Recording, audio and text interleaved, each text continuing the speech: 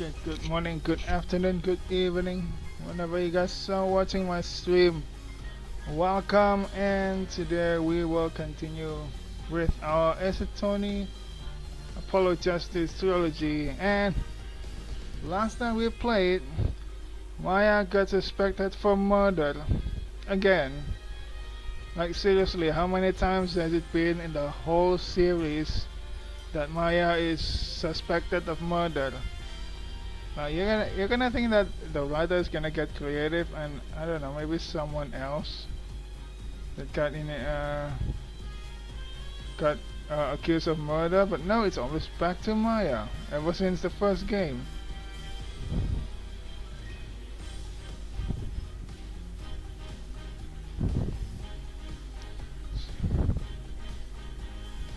So yeah, for now I don't know much of the details of the case. I just know that someone died and nobody in the crime scene except Maya, so she's the prime suspect, obviously.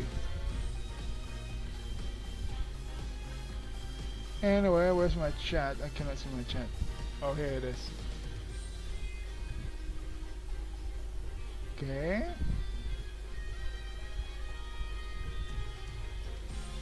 Okay, I can see my chat now.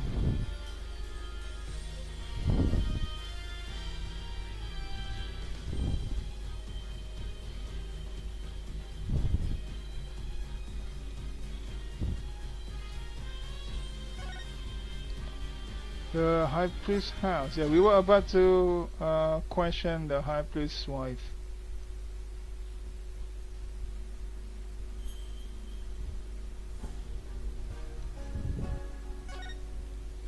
Taras Inmi is the victim.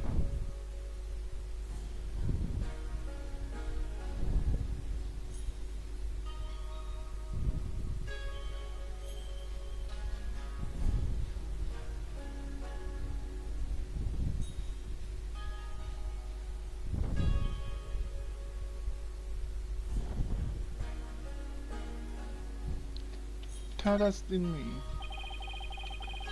Do you have any idea why your husband might have been killed? Was he acting different or doing anything out of the ordinary lately? No, I don't recall anything of the sort. This is really difficult. Did anybody have a grudge against him? He was a kind man and one of peace. He would never do anything that would cause someone to bear a grudge against him. Oh my god, she's lying. It's been a while since we see these locks. These are psyche locks. This means Mrs. Inmi is trying to hide something from me. This is the Magatama Maya gave me all those years ago. And it has a really amazing power. It reacts when someone is hiding something. And allows me to see the cyclops that are holding that person's mind shut. Whenever I see any, I only have to present my Magatama to try and unlock them. Unlocking them all usually allows me to coax the truth out of someone. Wait, do we have enough evidence for this? Let's see.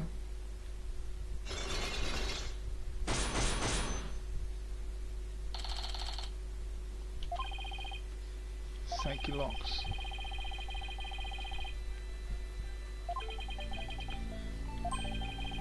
Mrs. Emmett thought of someone who just might have such a grudge. Let's just stir the pot a little and see what happens. Mrs. Envy, I have an idea who your husband's real killer might be. That would be Maya, would it not? No, of course not. It has to be someone with a motive to kill him. Hang on, why doesn't the fan sense with my words?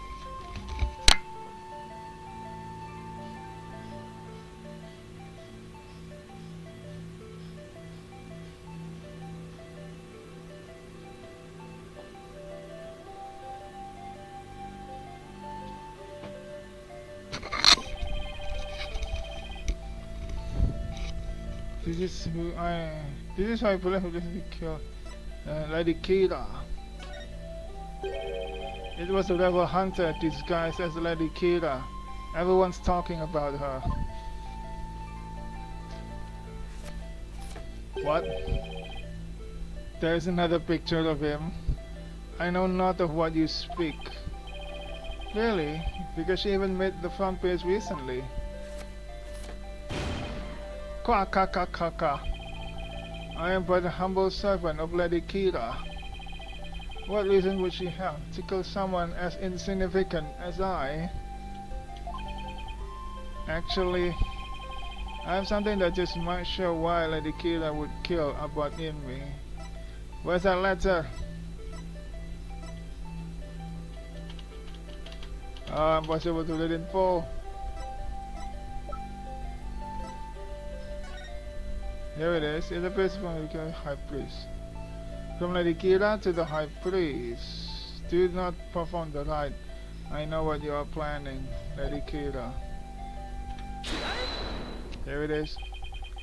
This is a letter of warning from Lady Kira. Maya found it. It was in the inner sanctum, and only Maya and her husband were there at the time. The letter reached its intended recipient, your husband, the High Priest, didn't it? And how do you know Maya wasn't lying to you? Because I've never seen that letter before, and I doubt my husband ever did either. Sorry, but I have evidence that proves this warning was meant for your husband. Here it is.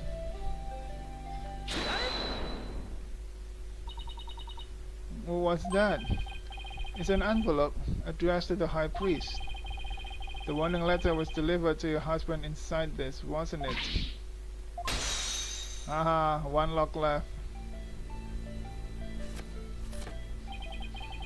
What nonsense is this? How can you prove the warning was delivered in this envelope? There's gotta be somewhere to prove it. Wait a second, don't the envelope and the warning letter have something in common? I think that just be something that links the envelope to the warning letter. There is? Yes, and that proof is right here on the warning letter.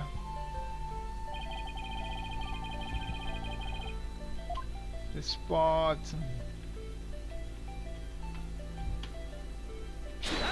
Could I? The 3 holes in the envelope are the same shape and arrangement as the holes in the warning letter. And if you fold the letter in thirds and place it in the envelope, the holes line up. As for what made the holes, I believe it was this white-barred arrow. They were made by this white-barred arrow, one of the weapons favored by Lady Kira. The warning was folded in thirds, placed in the envelope addressed to the High Priest, and delivered to your husband on the points of this arrow.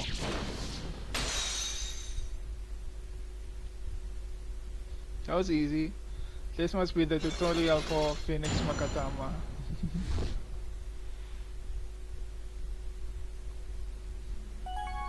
Taras Elmi. Okay, so we should not trust in him, huh?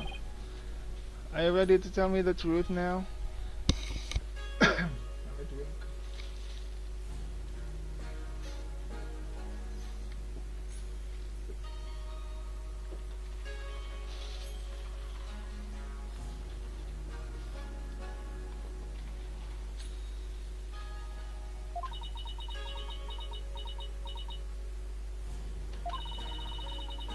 I admit the warning was sent to my husband, but he was not an insurgent. Then why did you keep it a secret? Because the authorities might have suspected him of being one if I hadn't. I guess that makes sense. If the rebel hunter was after him, I can see how people might at least suspect.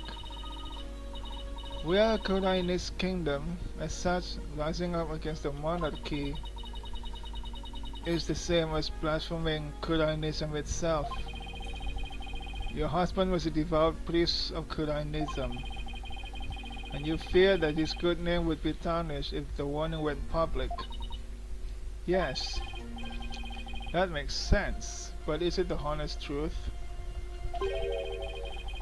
What if the high priest really was a rebel? The rebel hunter would have had a motive to kill him. A priest, the rebel? Huh, that would be funny. Still,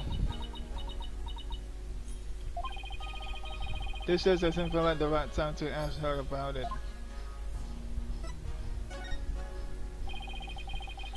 Could you tell me a little more about the warning? It arrived about 3 days before the purification rite. When we woke that morning, it was already there by the side of our bed. It was by the side of your bed? Yes, and we had the whole house locked up tight. And yet, someone still managed to slip in. Oh, it was so frightening, wasn't it, dear? But you didn't contact the police, because you didn't want them to suspect your husband of being a rebel. That's right. If only we had told the police, maybe Taras would still be alive today.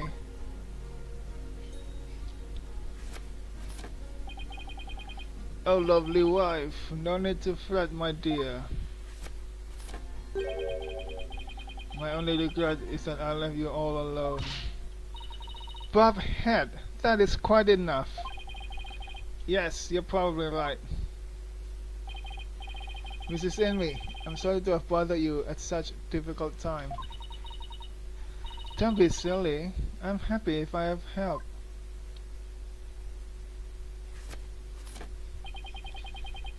Your benevolence, may you swiftly shine light upon the truth. Bob Head, you seem bent on casting suspicion upon Lady Kayla. And by doing so, you seek to deflect the blame from the real killer, Maya Fey. That is the only logical conclusion. God, I'm in no position to disprove her at this point. If only I could find something that supports my theory that the High Priest was a rebel. The only other person who might know more about Abbot Inmi would be Maya. They might be done questioning her by now. Maybe I'll stop by the detention center.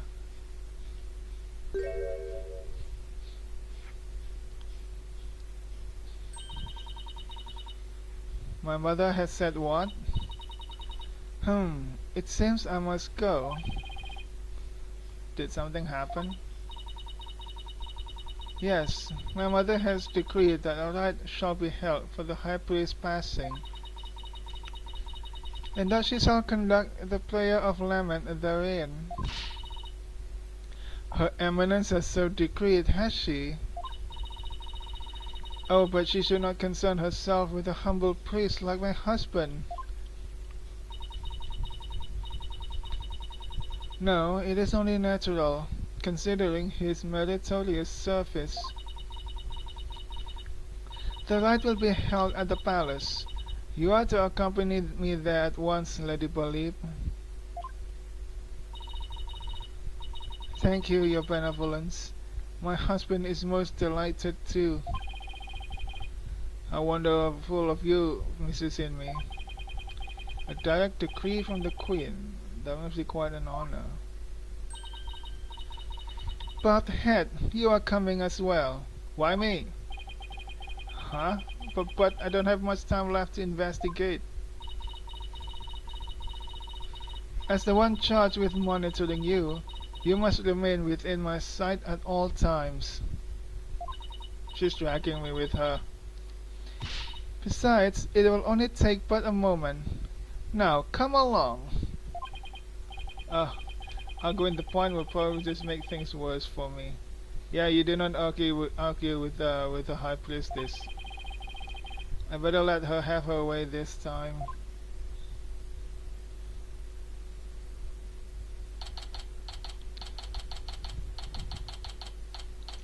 Garden Palace, Audience Chamber. I thought it's gonna be Palace.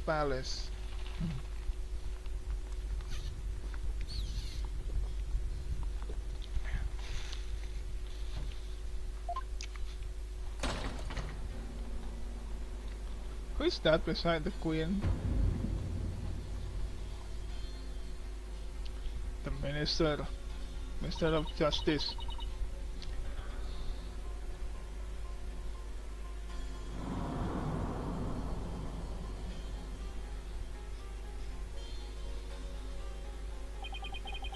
So this is the Queen of Kurayan.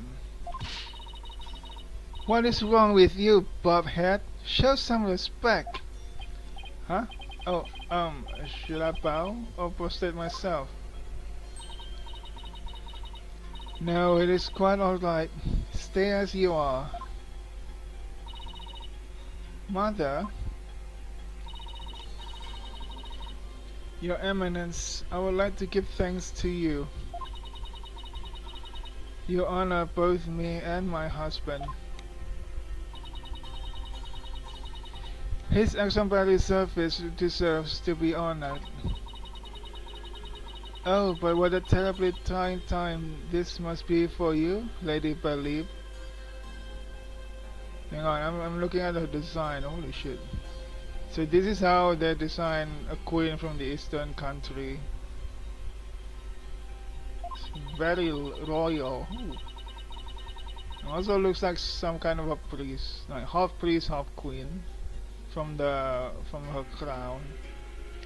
May my prayer comfort your soul and that of your dearly departed husband. Nothing would please me more. Oh, Your Eminence, your words are wasted on my humble husband and I. Now that's what I call a commanding presence.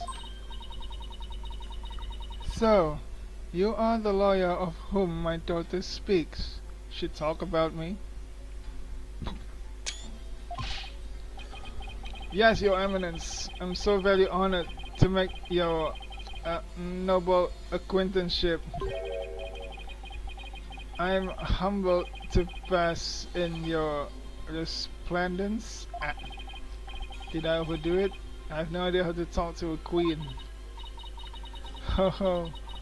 May the Holy Mother's blessing be upon you. Now then, Lady Believe, let us go to the chamber of prayer. Therefore, you are to accompany us too. Yes, Mother. Wow, the Queen is seriously something else. The prayer of lament, huh? Don't see how that will do any good. It's Justice Minister Inga. Who are you, buddy? Ah, you forgot about me already. Nice to see you again, Minister Inga. Again, have we met? I'm finished right. We met in the accused lobby the other day. Alright. Blue suit, jagged hair. You're that lawyer who brought my daughter down a peck or two. Your daughter? Your daughter? Yeah, Rafa, wait. You're the Queen's husband. Doesn't that make you the king? He's Princess Rafa's father? So he's Queen Garen's husband? You're planning on sticking your fat nose in this mess too? The accused is a good friend of mine. Like I said the last time, you better watch yourself, see? Do you mind if I ask you a few questions? You want to question me? That would be great. You got balls for a lawyer. Guess I can play along a bit. But I got things to do, see? So we'll have to talk while I work. this incident. I wanted to let you know that I'll be the defense lawyer on this case too.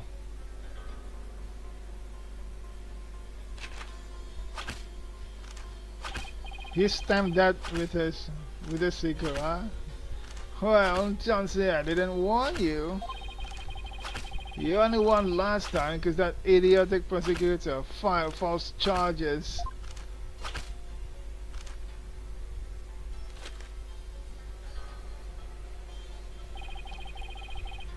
But it's gonna be different this time. I got Crying's top prosecutor on this one, see? I don't care who I go up against. I'm going to prove my client innocent. You haven't gotten that little thing called the Defense Culpability Act, have you? Blow this one, and you'll suffer the same fate as the accused. How could I forget? You lawyers are all the same. You strut your stuff till the DC Act comes down hard. Then you start begging and pleading for your lives. It's really hard to watch, I tell you. Well, I don't plan on letting it come to that. We don't plan to lose. Defense Culpability Act. Were you the one who wrote the Defense Culpability Act? Maybe I did, maybe I didn't. What's it to you? Either way, as Justice Minister, I'm gonna enforce the thing.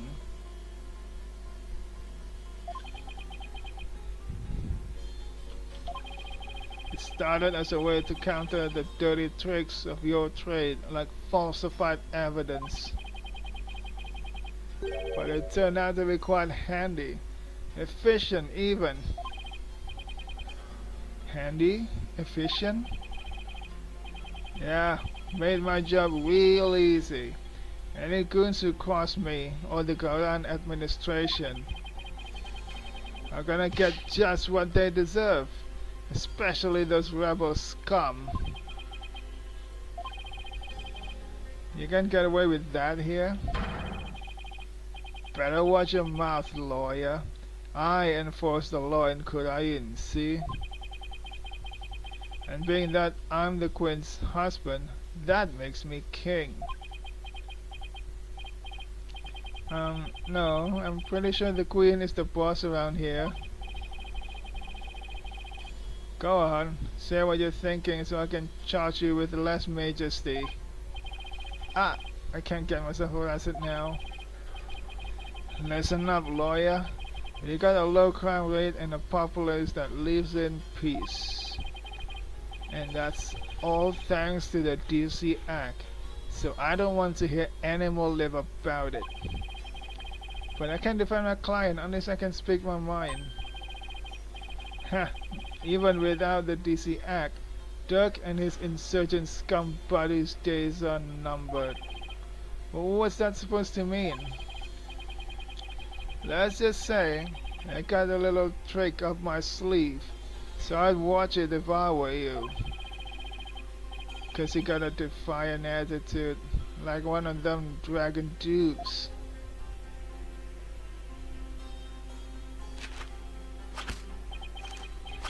Say what? You know what these are? No? What? Orders of execution. They really pile up if I start slacking off.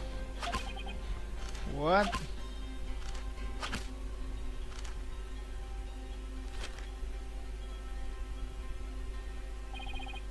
And tomorrow, I'll have even more work to do, processing the one for your little friend. And if you really do defend her, I'll have to add one more to the pile for you. But you're not stupid enough to waste your life on that criminal, are you? A lot of people are dead this morning, huh?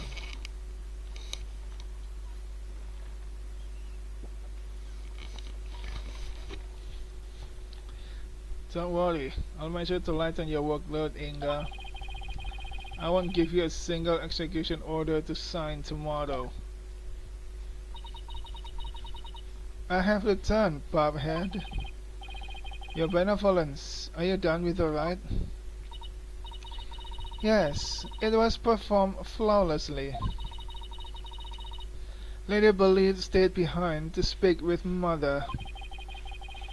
I hope this will help ease her sorrow, even if just a little. So, you have been speaking with my father? Yes, you could say that.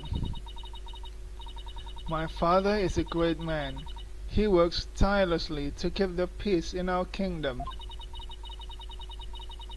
Khurain, as it stands today, owes everything to the efforts of my mother and father. You should feel deeply honored. It'll be really interesting if the Defiant Dragons turn out to be the good guys and the King and Queen turn out to be the bad guys in the story.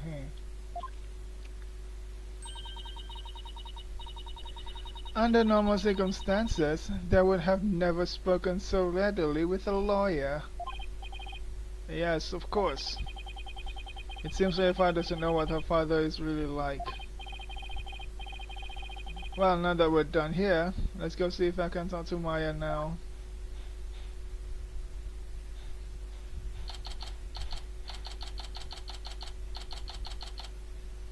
May 10th, Detention Center. Oh, it's you, Nick. Maya, are you okay?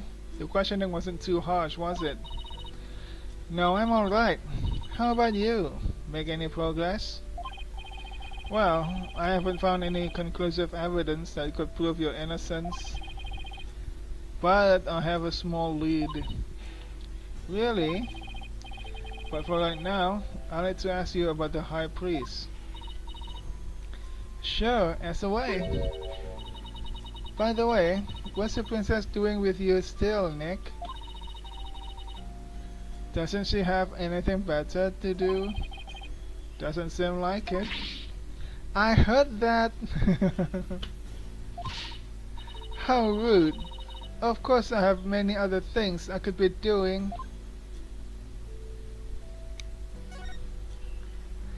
The High Priest.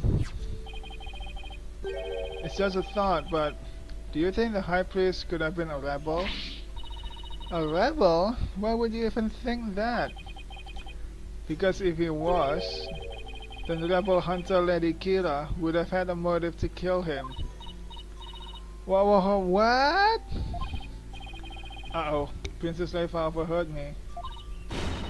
Well, what idiocy is this? About in me, a rebel?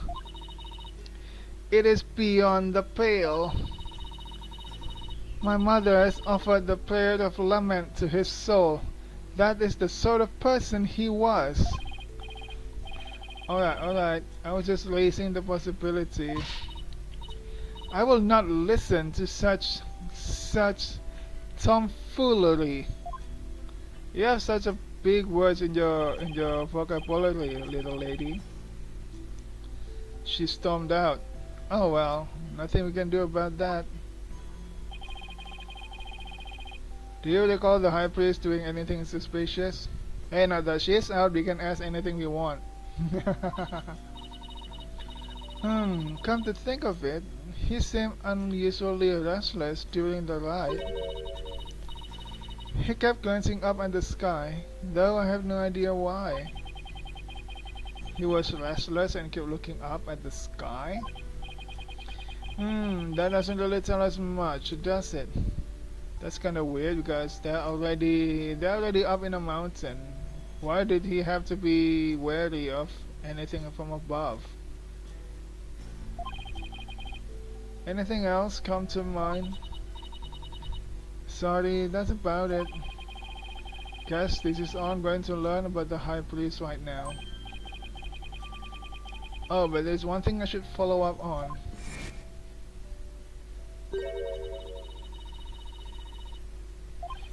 What? Why?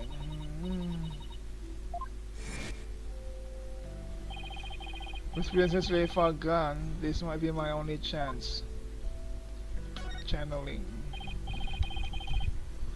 Maya, about what you said earlier, Why can't you tell anyone you're able to channel spirits? Oh, that. You know how all the queens are also spirit mediums here? I heard. It was kind of a shock at first though. In Quranism, spirit channeling is a secret art that can only be performed by the queen. Really? No one else is supposed to be able to do it. I see. So spirit channeling is a symbol of power or authority, then, in that sense. I can see why it would look bad if a nobody from another country were able to do it too.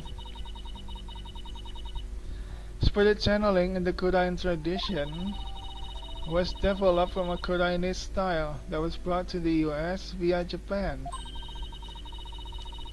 But it seems like my clan's spiritual power is greater than that of the average Quranese. It might be a quirk due to how our styles diverge, but I don't really know. It's called the MC privilege. That's the reason why you can channel spirits, but the average person here cannot. Okay, it's the MC privilege.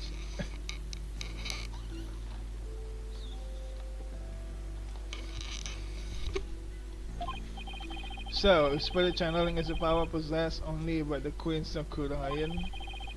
It is a power that somehow made its way down the line to Maya. Then I guess that makes Queen Garan and Princess Leifa distant relatives of Maya's? Anyway, it's not like there's some kind of rule about it. It's just, I'd rather not have it become an issue or anything.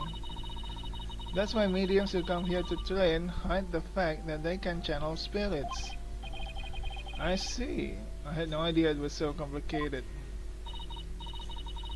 Either way, training here is a must to fulfill the qualification needed to become the master. And what is this qualification to become the master? To be able to channel the spirits of one's own volition and without fail every time. But you can do that. Like, remember how my spirit channeling was always hit or miss? I only ever succeeded about 30% of the time. Yeah, it was more like spirits possess her as opposed to her channeling them. So you can do it every single time now, whenever you want. Yep. At least I think. You think? You all of a sudden lost your confidence, eh? Well, I haven't actually tried channeling anyone since I completed my training here. But once I get back home, I plan to take in the final spirit medium test. I'll have to try channeling one spirit after another in a marathon channeling session. Sounds like a fun session.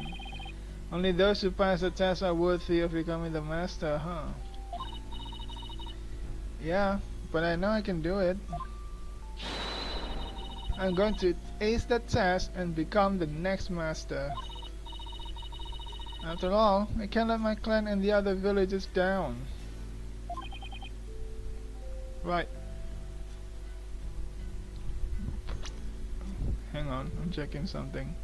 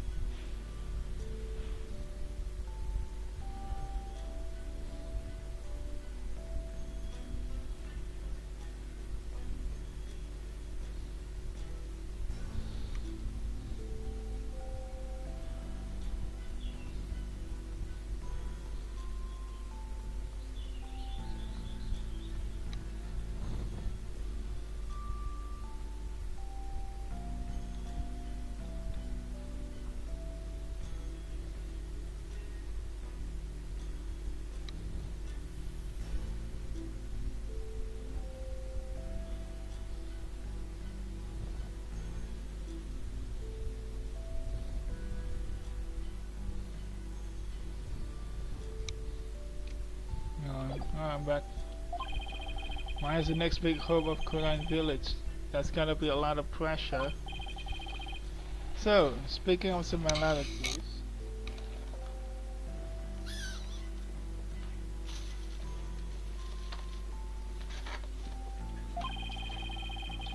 I've noticed another similarity between our countries, besides spirit channeling. I saw a show on TV earlier that reminded me of the Steel Samurai. Oh, you must mean the Plum Punisher, warrior of Neo Twilight Realm. You knew about it? So you've already seen the Plum Punisher? You really don't miss a beat. Actually, it was her benevolence who told me all about it. There is not a single person in Kodayan who does not know of it. Oh, your benevolence, you're back. As the royal priestess, I am charged with monitoring your movements. So I have changed my mind, for in order to fulfill my duty, I must not avert my eyes, not even from your blasphemous theories. The sense of duty is commendable, but I wouldn't mind if she backed off a bit. Good timing, your benevolence. There's actually something I wanted to show off to the both of you. Show off? Maya sure seems excited all of a sudden. Yep. Ta-da! Well, what's that? It's an ultra rare Plum Punisher strap. There's only one of them in the whole world. Are you kidding me? It's a very rare limited edition, and you have it. It was specially made to promote the TV show. You're the owner of this strap? Don't tell me. You're a Plum Punisher fan too, your benevolence? No, of course not. Only little children watch that show. You said everybody in Korea knew about the show. She actually likes it. She actually a fan of that show. She just too tsundere to admit it. Look at her. I have no interest in such things. Right. No, I'm telling the truth. Sure, let's just leave it at that. So, how did you get your hands on that, Maya? I found a kindred spirit in a Plum Punisher fan here in Kurain. And it resulted in an exchange of cultures transcending national borders. And by cultural exchange, even you swap TV show promo merchandise? You bet! I traded my Steel Samurai watch for this strap. It's a super rare watch that plays the Steel Samurai theme song when the alarm goes off. My newfound Kuranese friend was so happy I got this one-of-a-kind strap in return. I guess there are people like that wherever you go, even here in Kurain. Do you have trading card game in this country as well, eh? Watch this! When you press the Magatama on her belt, it plays the show's theme song.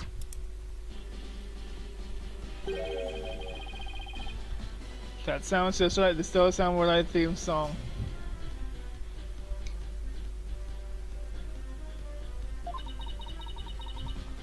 What are you talking about? Can you hear the folk instruments in the intro and the exotic tones throughout? Plus, the Steel Samurai has Japanese taiko drums that go taka don don don in the intro. When the Magatama on her belt is pressed. Right. Guess my ears just aren't as good as yours. Anyway, I have this amazing idea for a new show. The Plum Punisher versus the Steel Samurai. What is this?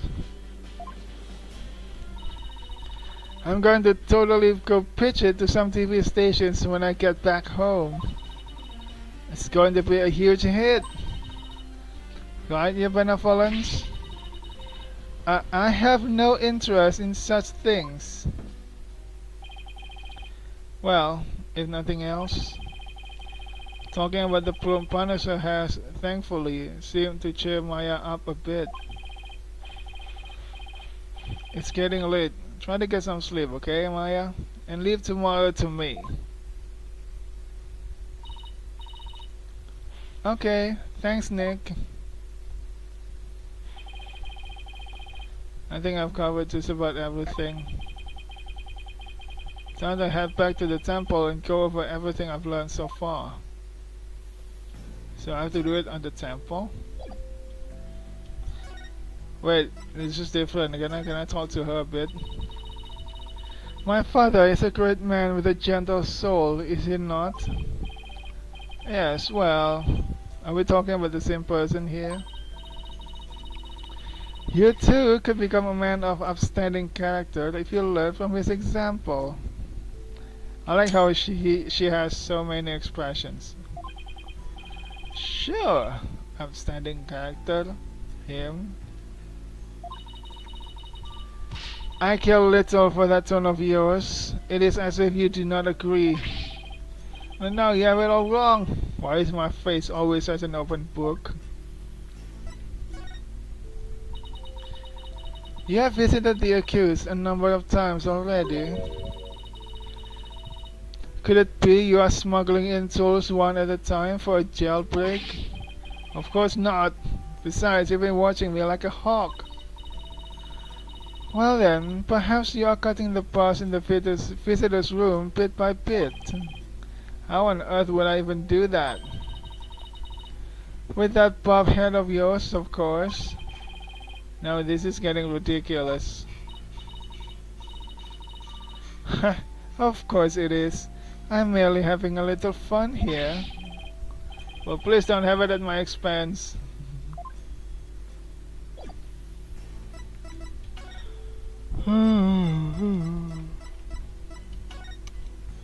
Temple. Maya 10. Temple. It's getting late. Won't be long till sundown.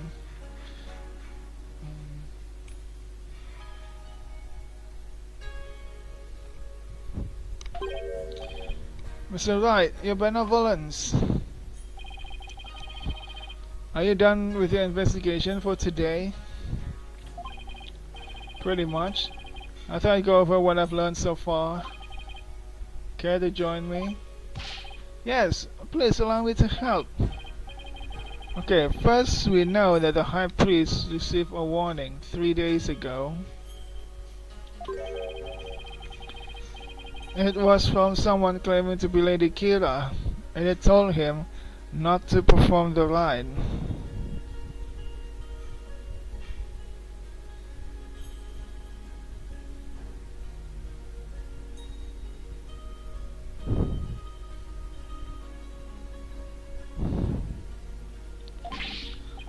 That's right, it was a rebel hunter. But what of it? That's what I'm not sure of yet.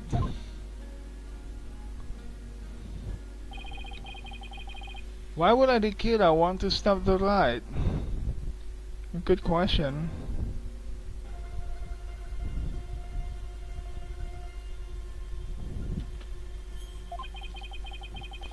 If you could solve that mystery... Right, I could figure out her motive for threatening the High Priest. It might be the break I need, but I just don't know enough right now to act on that lead.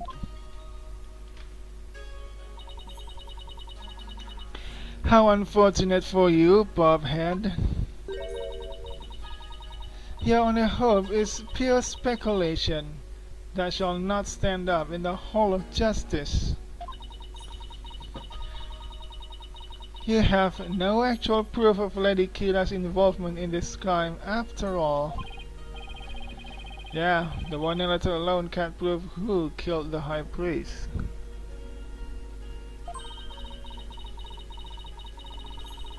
I'll give you one last chance to withdraw before you are charged under the DC Act.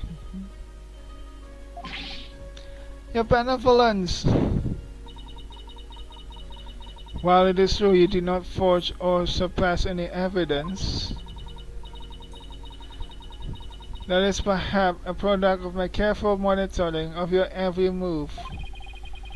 I wasn't planning to do anything like that in the first place, your benevolence. But I am going to prove my innocence within the confines of the law. How can you be so sure you will? Because of my undying faith in my clients. That is a lawyer's greatest weapon.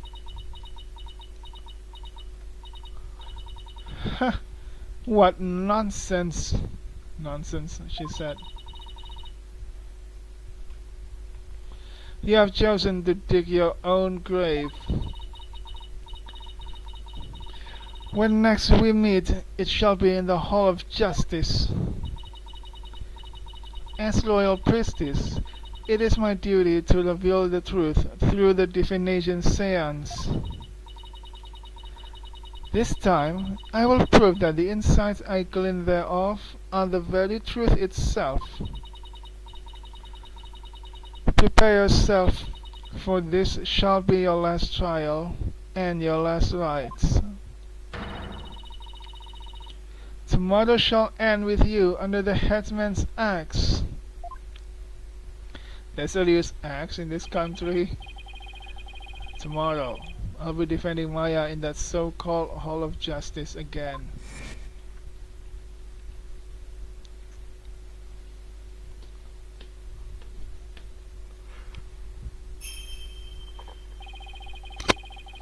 That whole seance thing makes trials here completely different from those back home.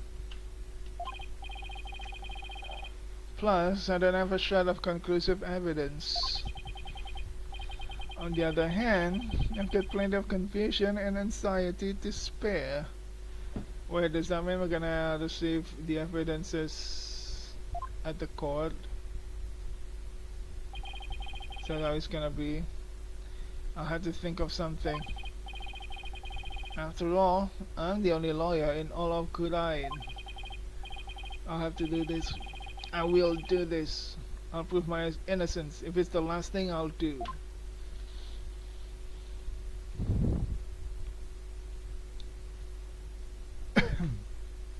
To be continued. Of course, we're gonna save.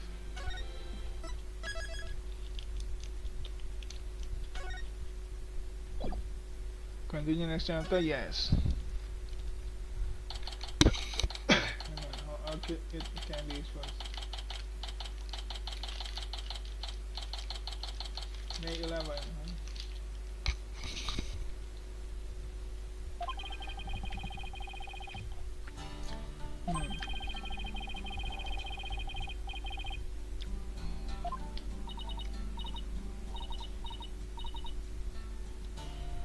What's wrong, Maya?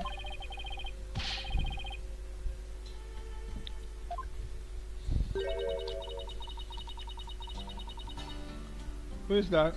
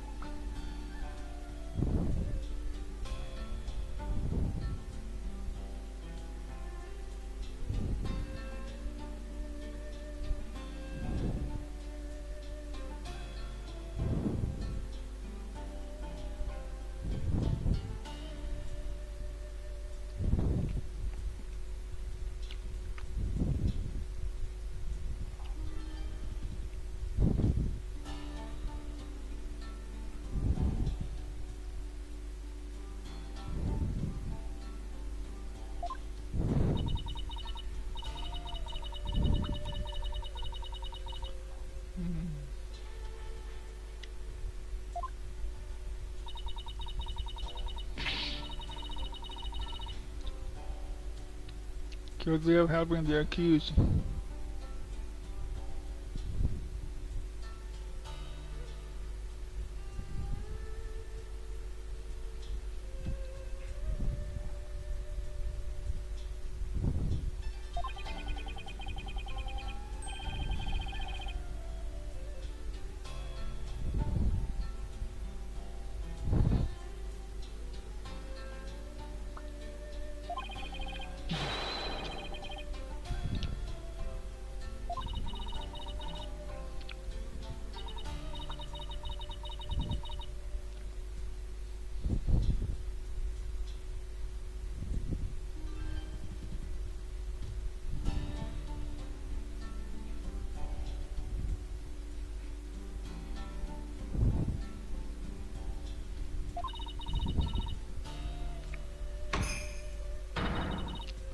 a very lost soil.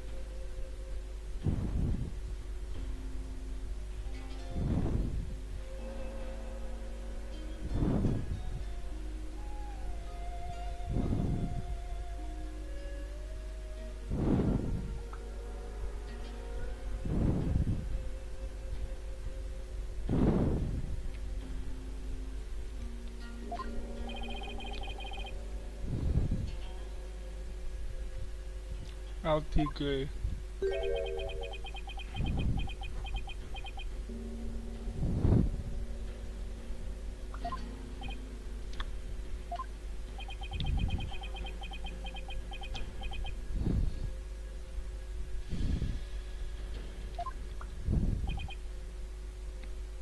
We always have weird prosecutors. Now we're the bad guy, huh?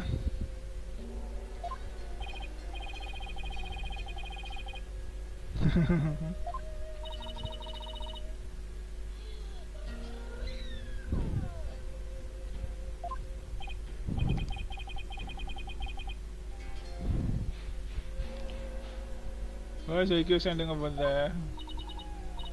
Yeah, why?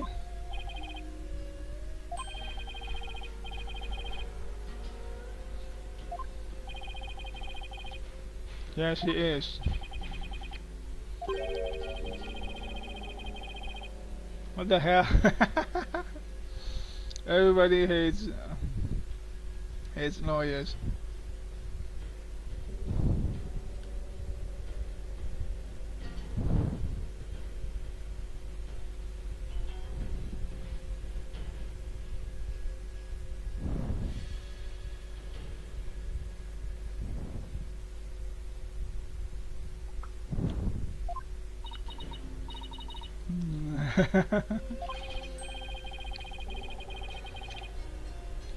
Pet mounting lawyer seems to be a custom of sorts.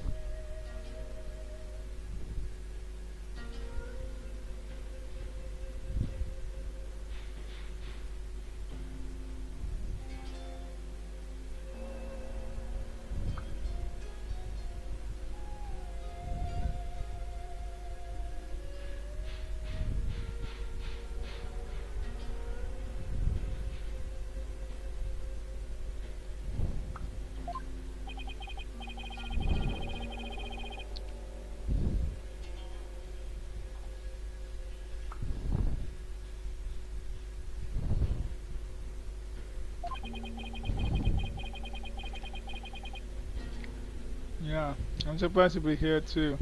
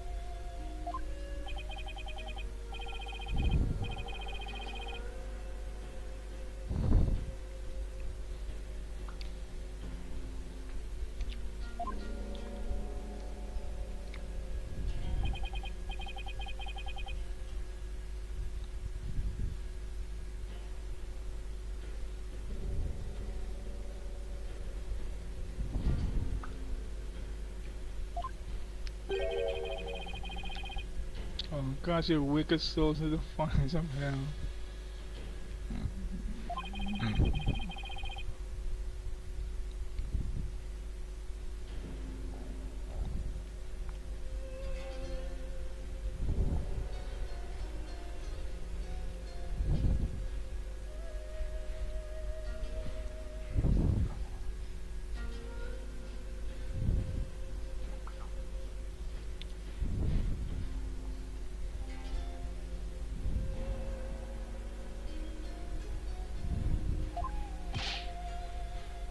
The judge is happy.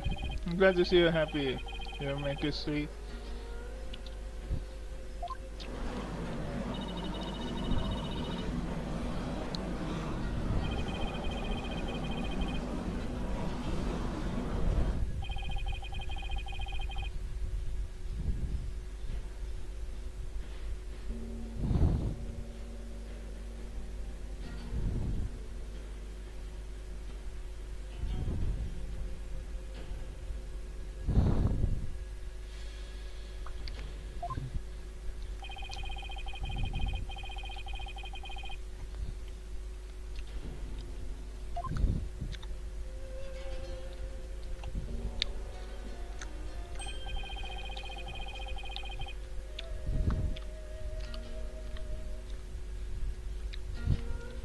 Kyle.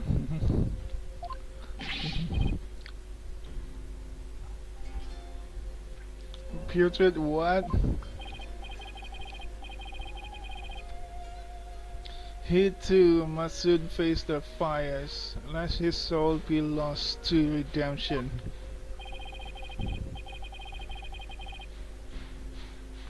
But I shall send you on ahead, so that he will not be lonely when he arrives.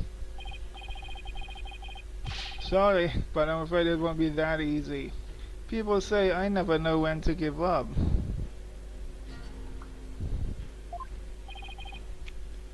Nervous, Maya?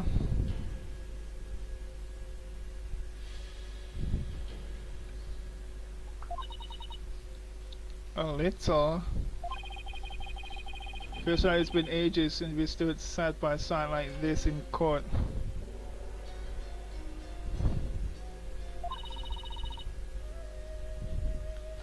Too bad I'm the defendant.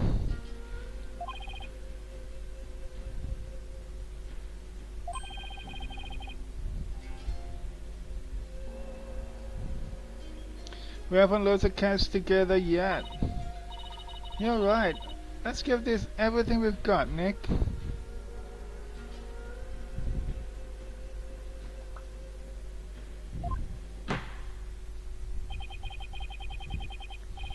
Now then, Prosecutor Samadi, would you please explain the case at hand?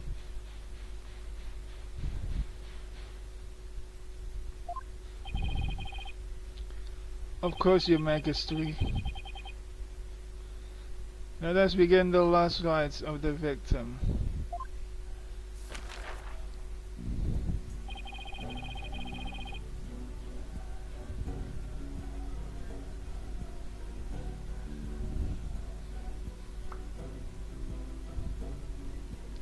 Maya Fey has been charged with the crime of murder.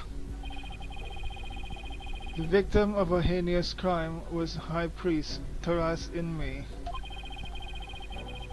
He was conducting the purification rite when he was brutally slain. Brutally slain. And the cause of death?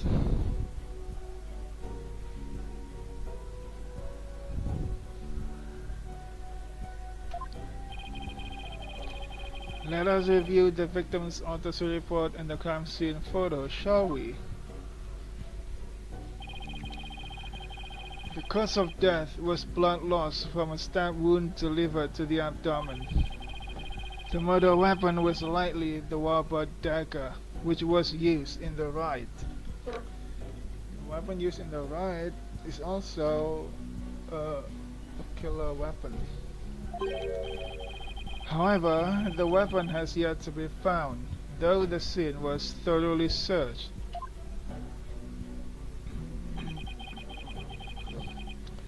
sacred relic used as a tool of murder, the Holy Mother's wrath shall be most severe.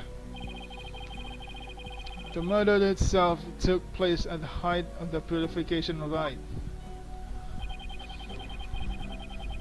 The accused had donned Lady Kira's sacred robes, and the victim was there to offer prayers as a high priest of Kurainism.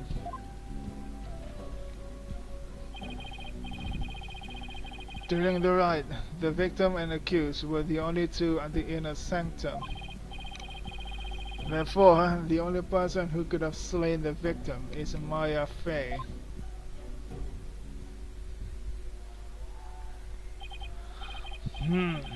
I must say, that does cast a great deal of suspicion upon the accused. Indeed. Now then, allow me to submit this diagram of the crime scene as evidence in this case.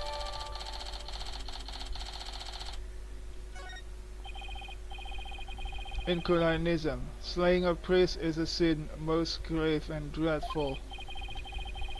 As such, Maya's Fey's soul shall be plunged into the lowest level of hell. The hell of tickling. Huh? Why is that the lowest level? Wait. I thought the lowest level of hell is gonna be, you know, scarier than that. It's just the hell of tickling. There she shall be tickled without end for 500 million years. Okay, that is scary.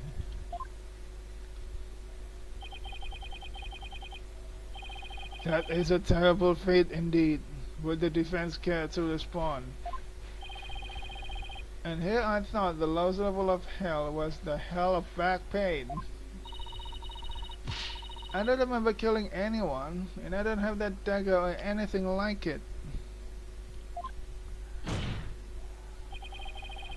As my client stated, she has no memory of the event as described by the prosecution. But more importantly, she had no motive to kill the high priest in the first place.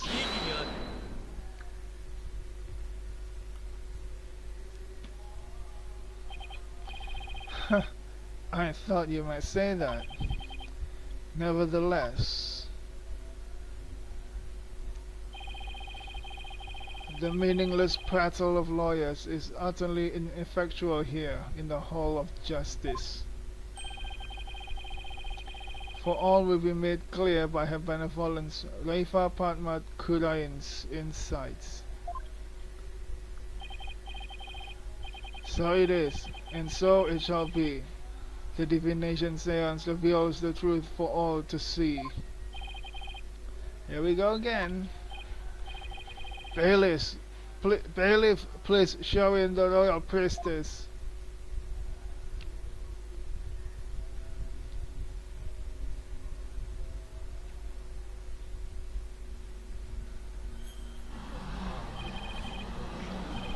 This is very foul.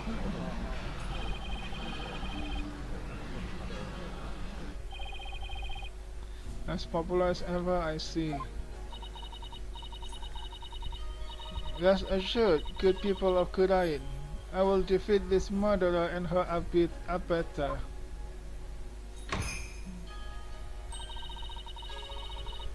They shall not escape on the Freedom Express today. What? What are you talking about? What a joy it is to have the royal priestess back in the Hall of Justice. May the Holy Mother grant us her divine favor. Urudihara Kurain.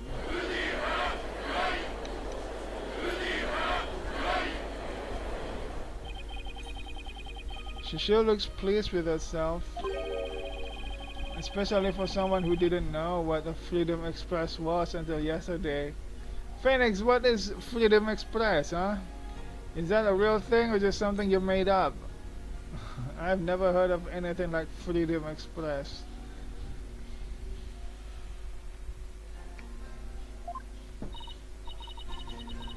Huh? Is there something stuck to my face, Bob head? No, nothing, Your Benevolence. Now then, your benevolence. The divination seance, if you please. Very well. Nana, my robe.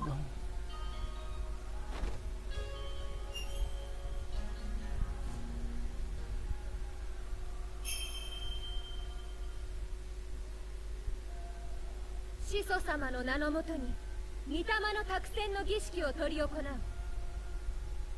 皆の者、目を開き耳を傾けよ。 Are they gonna play the animation again? 奉納の舞をもって被害者の御霊を呼び戻さん。解くと見よ。水鏡に映し出されし最後の記憶を。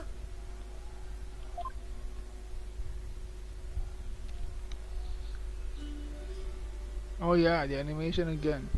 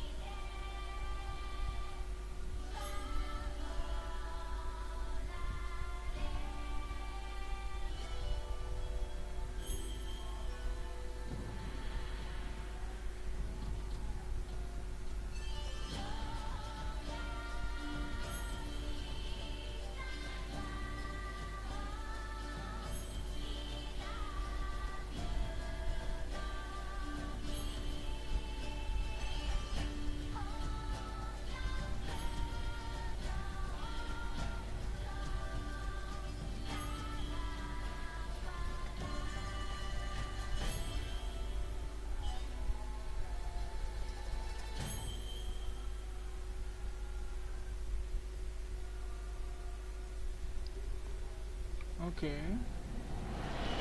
What did he see before he died?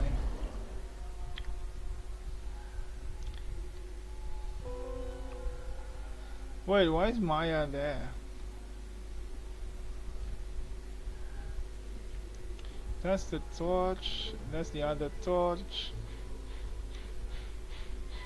Oh, was it torch or was it candle? I think it's a candle. He was reading this.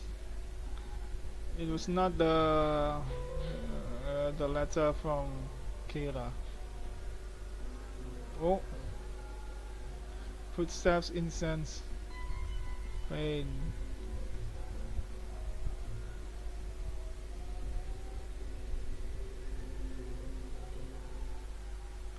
Footstep and incense. Of course, his footsteps. I mean, the killer just walked forward. The victim's Mitama has spoken. The divination seance is complete. Great! Another clearly incriminating seance vision. It could not be any clearer. Oh, foul defense. The accused donned the sacred robes of Lady Kira and then attacked the victim. Oh, how very terrible it must have been. The figure of Lady Kira lit against the dim lantern light. The scent of incense growing ever more potent as she drew near. One can almost sense the aura of what Inmi must have felt.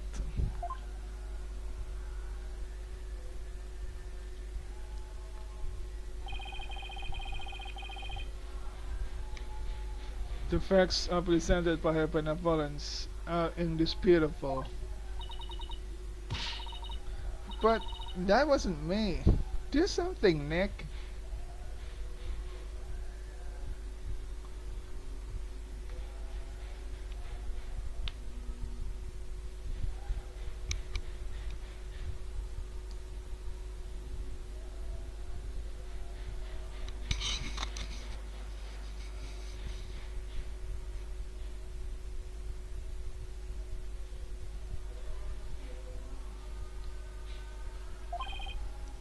I'm working on it.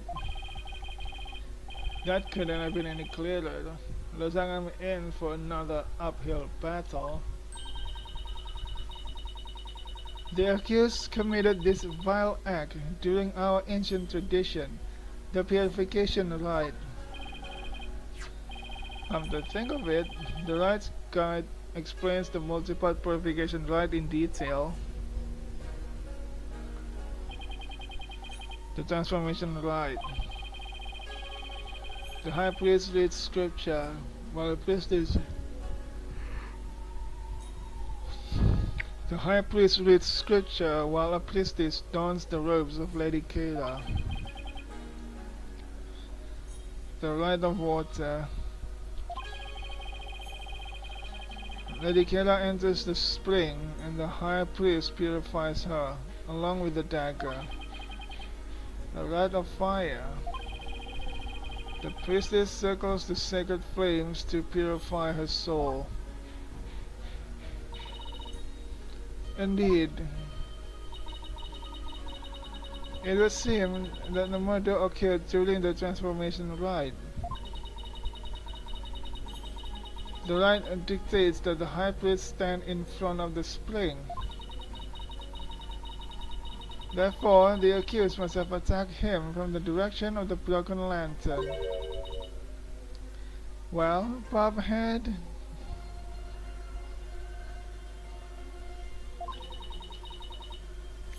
would you care to object? Of course, because I know my client is innocent.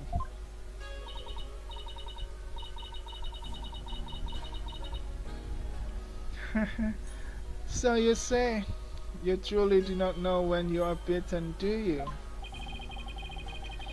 I managed to pull it off last time with Albie. I'll just have to do it again. You intend to find fault with her benevolence insights yet again? It would seem lawyers are Paul Kunan creatures indeed. Paul Kunan?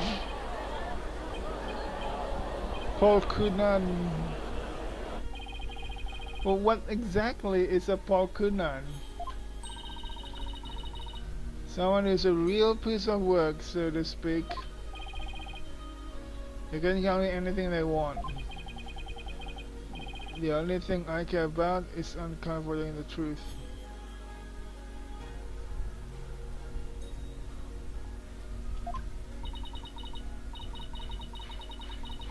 So, Bobhead, are you foolish enough to risk your life for your so-called truth? Because my insight are the truth.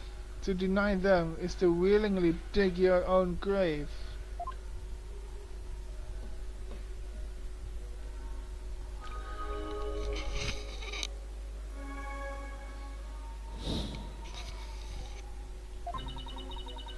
The victim commenced the purification rite by bowing to the lanterns and reading a sutra. As the first part, the transformation rite, ended, he lowered the sutra. Suddenly, he heard the accused approaching footsteps and smelled her incense-laden robes. It was then that the victim felt an intense pain. I believe it was caused. I believe this is when he was stabbed. As his life's blood spilled over, his vision dimmed, till finally he passed from our world.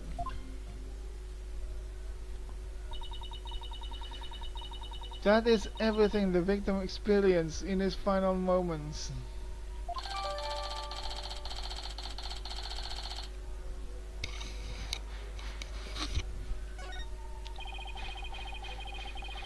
Dressed in the sacred robes of Lady Kira, the accused rushed the victim head-on.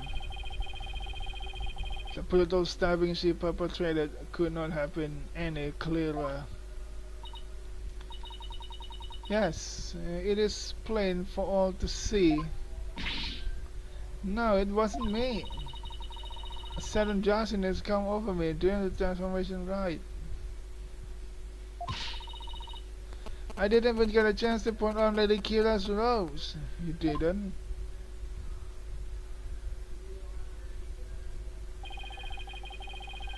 You waste our time with such meaningless statement, Kunde. Accused. You cannot explain away the truth revealed by the royal priestess' divine insight. Oh. How did you end up finding contradictions last time?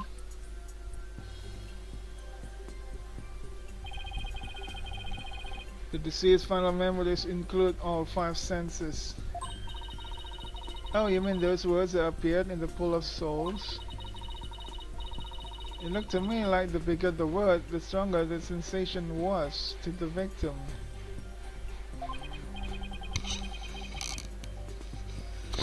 Yeah, that's how it looked to me too.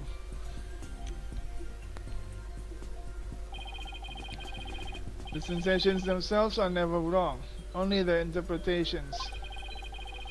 That's why I tried to point out mistakes in Raifa's insights the last time. So there could be contradictions within whatever in me felt and her insights, I assume, right? You got it, and I'm going to find them this time too. Should I check out the point of contradictions of his insight? Let's check just in case. Can switch between insights with A and D. Only for inconsistencies.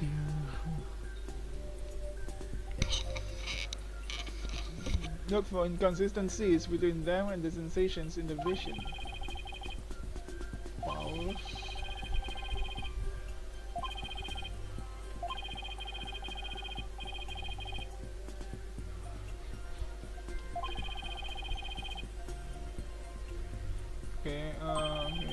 Okay, that's how it is. Sensation design seems to fluctuate more than the ones from Albi's trial. In which case, I better keep an eye on changes in the intensity too.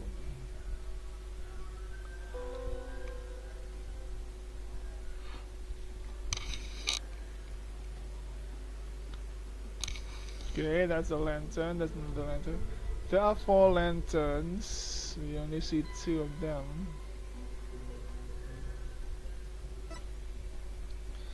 As the first part, the transformation right ended, he lowered the sutra. Suddenly, he heard the kiss, the wind.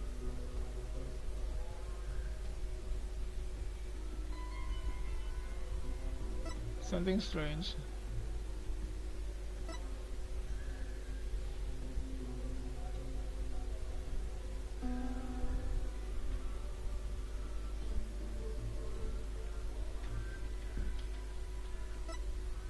I'm gonna go anymore to the right.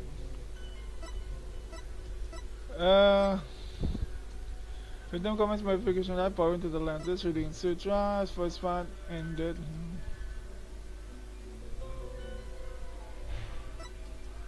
There's wind here. Hang on, the footsteps. Can I go back? This is the footsteps. This is the footsteps. The incense getting stronger, but the footsteps doesn't.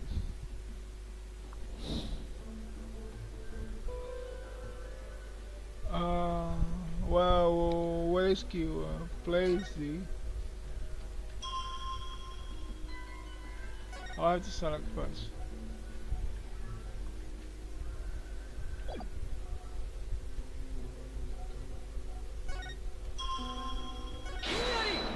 Ah!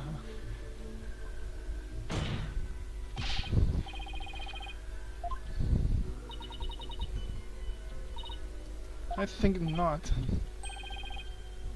Shut up, Phoenix. That was just a misclick. That was just a misclick.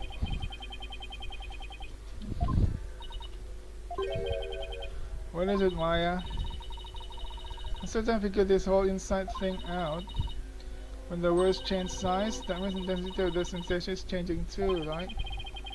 That's what it looks like to me. Should be on the lookout for changes that shouldn't take place, but they do anyway. Changes that don't occur when they should. How very perceptive of you.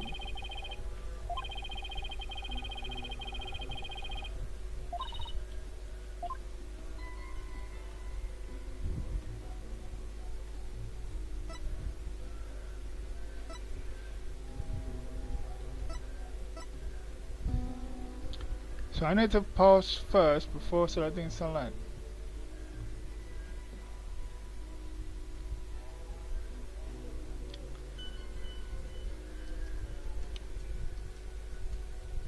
I need to pause when when the killer is close. There is footsteps here, but it doesn't get any bigger.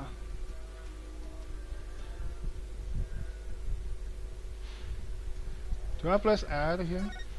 Oh yeah, yeah. Sound, footsteps.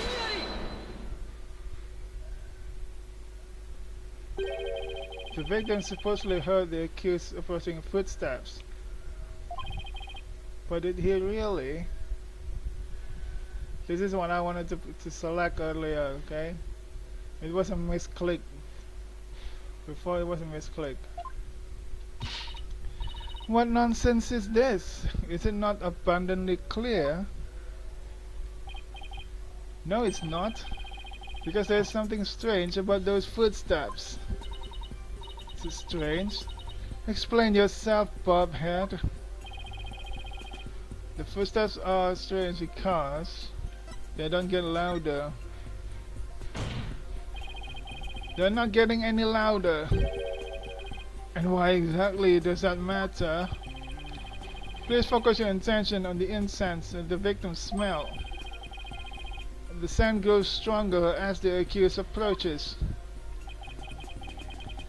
If the accused really had approached the victim, the sound of his footsteps would have grown louder as the scent of incense grew stronger.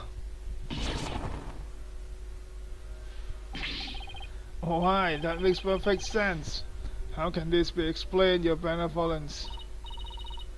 Well, there must be a reason.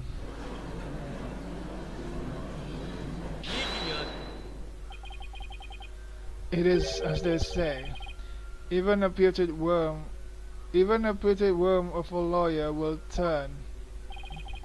What does that even mean? Yeah, I was asking the same question.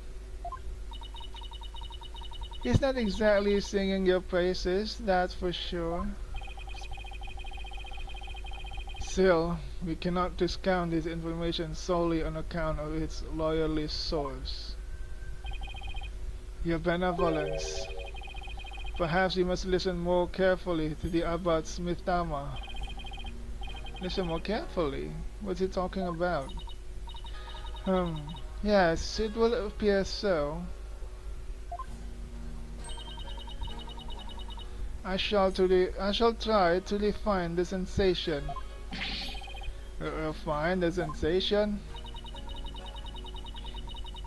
I can more accurately gauge in sensations by deepening my communication with the Mitama. I didn't know you could do that. Why have we never done this before? By finding a sensation, a clearer picture of the truth can be discovered.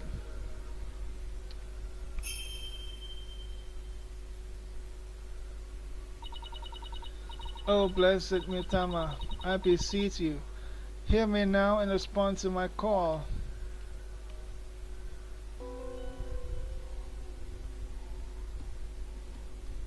Bells? Footsteps changed into bells. What could this mean?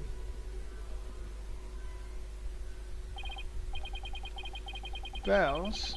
But the only bells at the scene of the crime were... Ah, that jingling must have come from Abbot Inmir's bells. The one on his legs, on his foot, ankles. I mean those big things he had on his ankles. That thing. Wait. Why does that tingle? Huh? Well, there you have it. The sound of bell was from the high priest's own footsteps. Wait, what do you mean that you have it? We still don't resolve the mystery why the sound of the footsteps isn't getting any louder.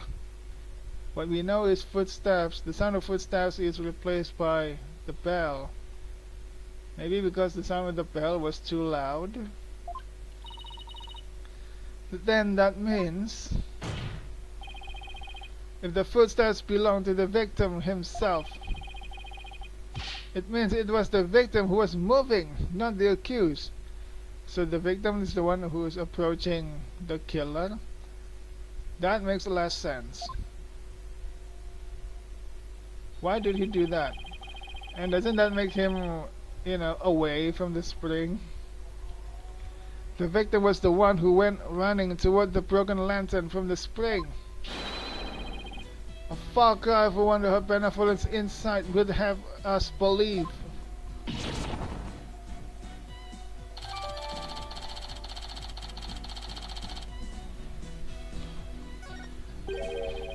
But why would the victim have approached the accused? Yeah, exactly, why? Maybe he was trying to defend himself. Please explain. He could have felt threatened by Lady Kira standing there with a dagger. If so, he might have thought to overpower her before she attacked.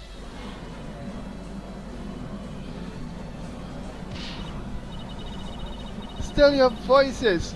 This is nothing but a theory, and a poor one at that. She's blushing again. But be not led astray by this lawyer's obvious postulation. While his insolence is inexcusable, I would ask that you calm yourself, your benevolence. Is there something you would care to say, Prosecutor Samadhi? Even if it was Abbot Inmi who moved, it does not negate the accused's crime. What do you mean? The accused was likely waiting for the high priest to approach. Ah! And as he neared, she plunged the dagger into him. It is as simple as that. Oh right, it really doesn't change much, does it? Yes, it is as the prosecutor has said. In fact, it is as I meant to say all along as well. Yeah, whatever you say. Right, and that's why you were shocked when you first heard it. Phoenix was not convinced.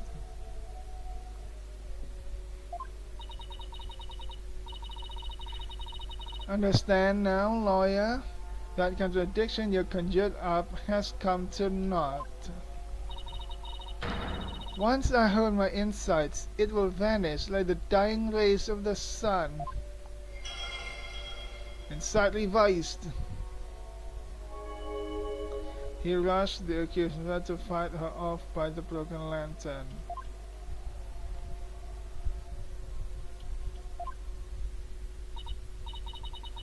See?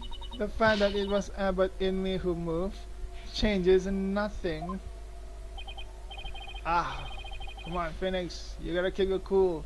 Yeah, you've been through this kind of situation countless times. Okay, why are you sweating? You should be used by it right now. That contradiction I pointed out must mean something. That one sensation changed as the Princess Reifa refined her vision. It stands to reason that something else might have changed too because of the refinement. I should focus on any sensations that have changed, while searching for more contradictions between them and her insights.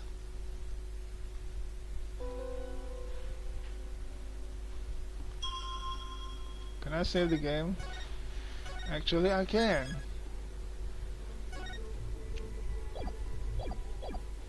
Wait, don't come sebagai syarat on the lantai dari sutra.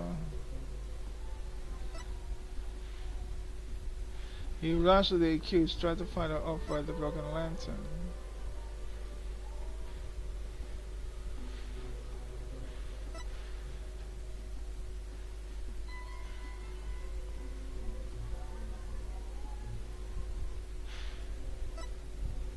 Incense spells. What? Water?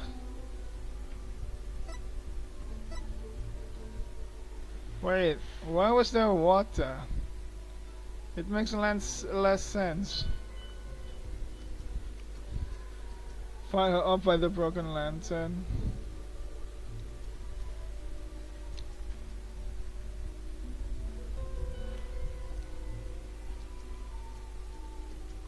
Where is that water thing?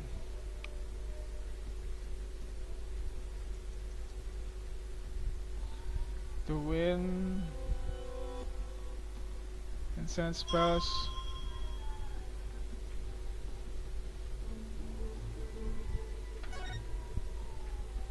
Water. The sound of water.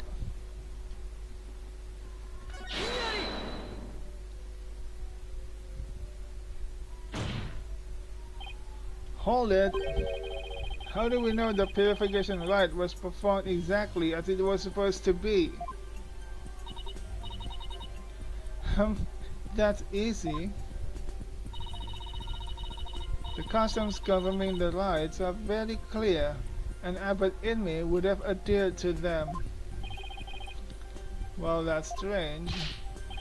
Mr. Wright, would you care to explain just what is so strange? Yes, I would ask you to consider the sound of the victim's footsteps.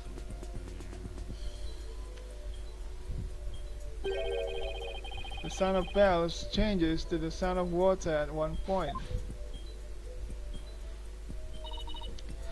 What's this? It's simple. The victim would have stepped in some water. Oh. Yes. And the only source of water in the inner sanctum is the spring. And therein lies the contradiction. Well, what contradiction? I believe the rite started out as it should have.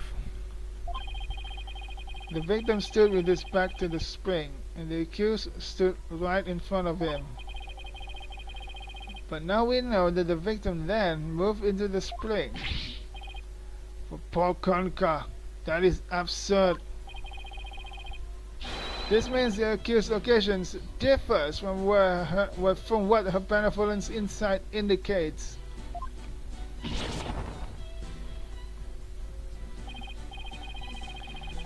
Then, why do you propose the accused stood once she donned Lady Kila's robes?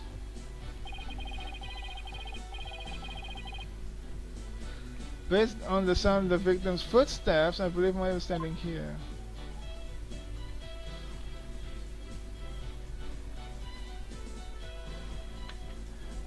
Can I see the court record? I can. Where is that diagram? Oh, here it is. Why was there?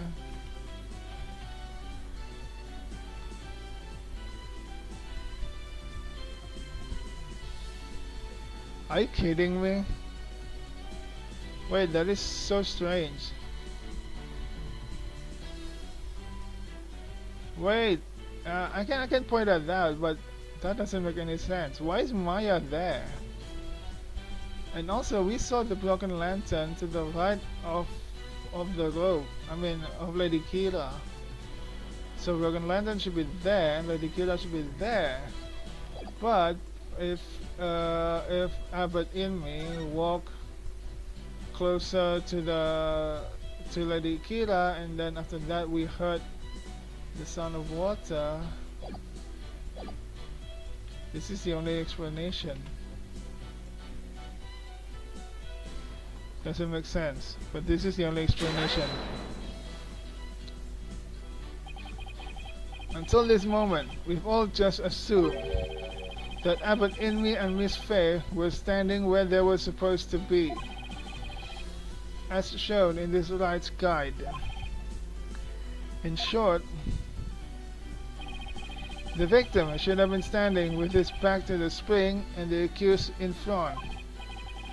However, if that is how they were really standing, he couldn't have stepped into the spring as he approached her.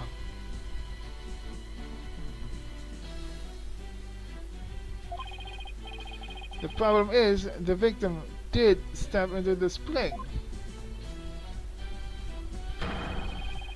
This can only mean that Miss Faye had actually been standing in the water. Oh my god.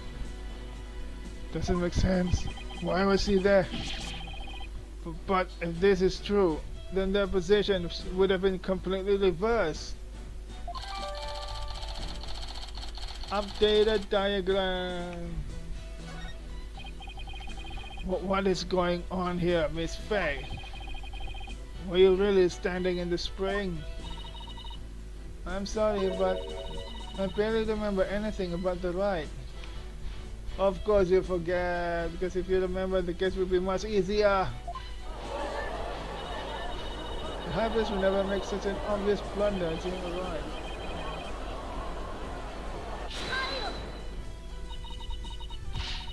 Be that as it may, this does not overturn my insights. It doesn't. Let us say the accused was standing in the spring. So what? So what? This completely reverses their positions is what? That their positions differ from what is customary is rather curious. However, what does that change? It certainly does not erase the accused's brutal crime.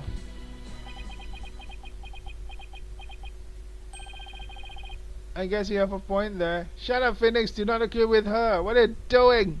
You freaking stupid buffoon. Why are you agreeing with her?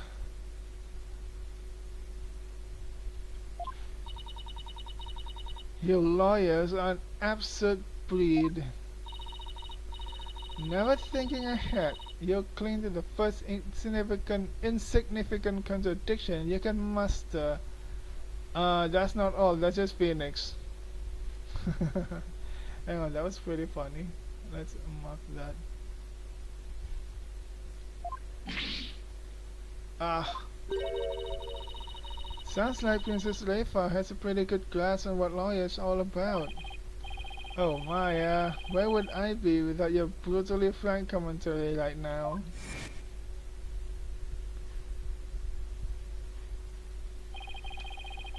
Is this contradiction really meaningless? But something really doesn't feel right. Did I take a wrong turn somewhere?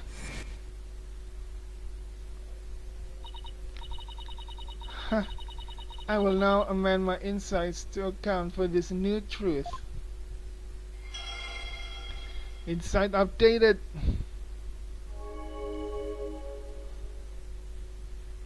By the poolside lantern. Try to fire it up by the poolside lantern.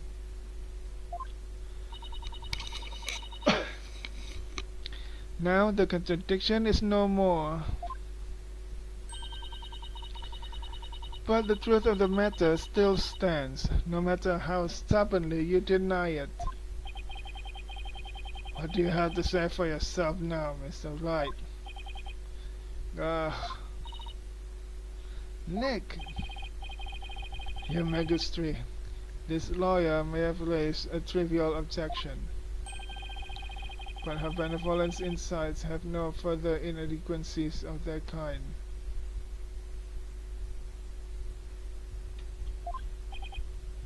Yes, so it would seem. Wait a second, but there is another contradiction.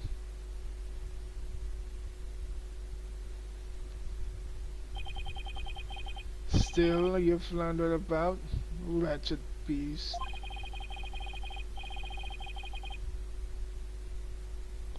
Though you rack that putain brain of yours, nothing worthwhile will come of it. Maya, please tell me you remember something that might help us out here.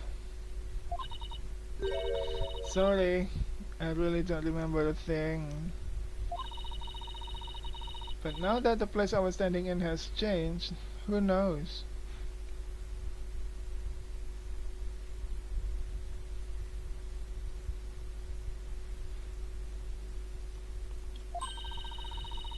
That alone may cause a new discrepancy with Princess Reifa's insights.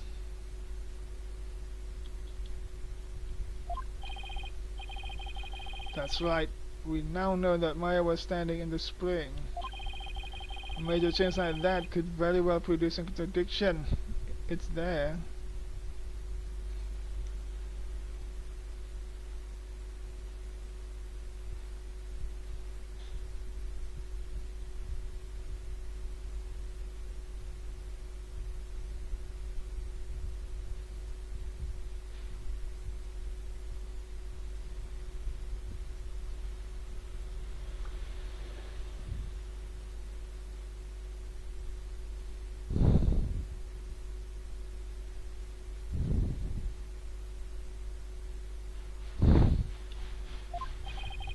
I should take another look at the inner sanctum diagram in the court record and confirm where Maya and Abbot Inmi were standing.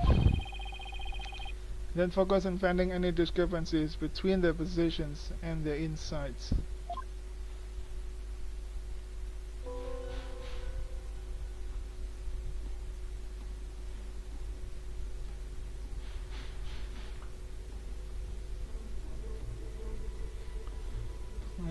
Power into the Lancers and in Sutra.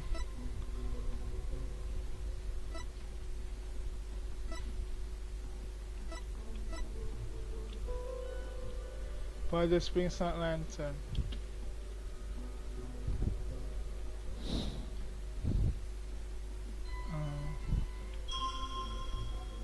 Should do this. Wait. Do we see that lantern before? The lantern is still okay. It is also still okay.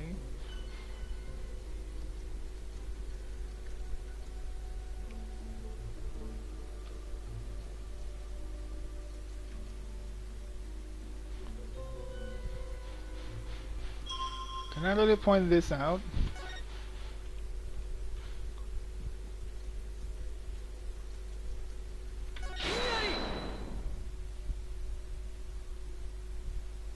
Is that correct? Please tell me that is correct.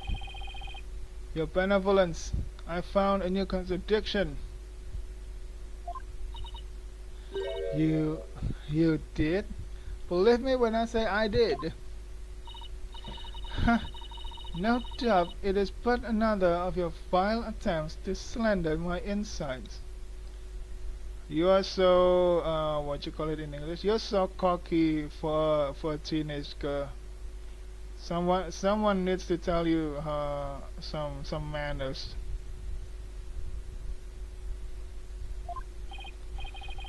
Nope.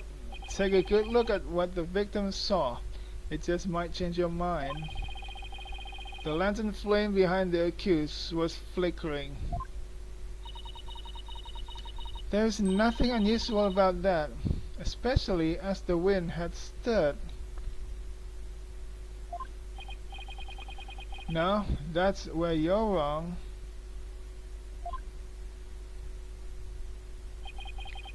If the accused had been standing in the spring,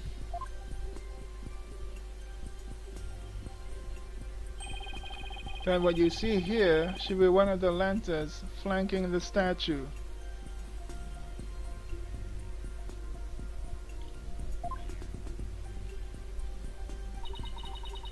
I fail to see your point. My point is, something is wrong here. The two lanterns flanking the statue were both outfitted with glasswind guards. So now the lantern's flame should have been flickering in the wind in the first place. Oh yeah, that's right, Phoenix.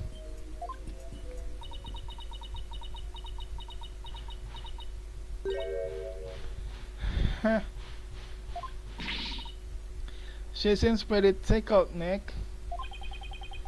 I don't remember saying anything funny. Phoenix, you are funny. You don't need to try to be funny. I fail to see what you wish to prove here, but very well. I shall refine the vision and reveal the truth for all to see. You're gonna upgrade it to HD. Oh, bless me, Tama, I beseech you. Fix your sight upon the lantern there.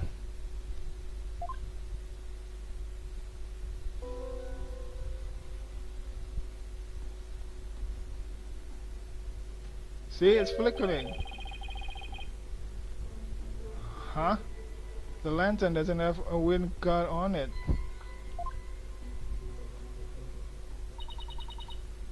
And rightly so. For the wind guard was removed to reveal the sacred flame within for the rite of fire. They did that?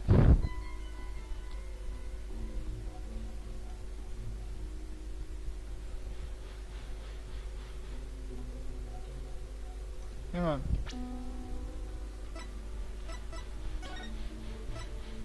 Purification right, 3-part ceremony, burn transformation right. Okay, then the rite of water. Spring dresses Lady Kira, High Priest purifies both Lady Kira and her dagger. It ends with the rite of fire. It only says the priestess circles the sacred flames to purify her soul. The two then devote themselves to prayer until the rite comes to close 2 days later at noontime. It didn't say that the wind guard was removed at this time.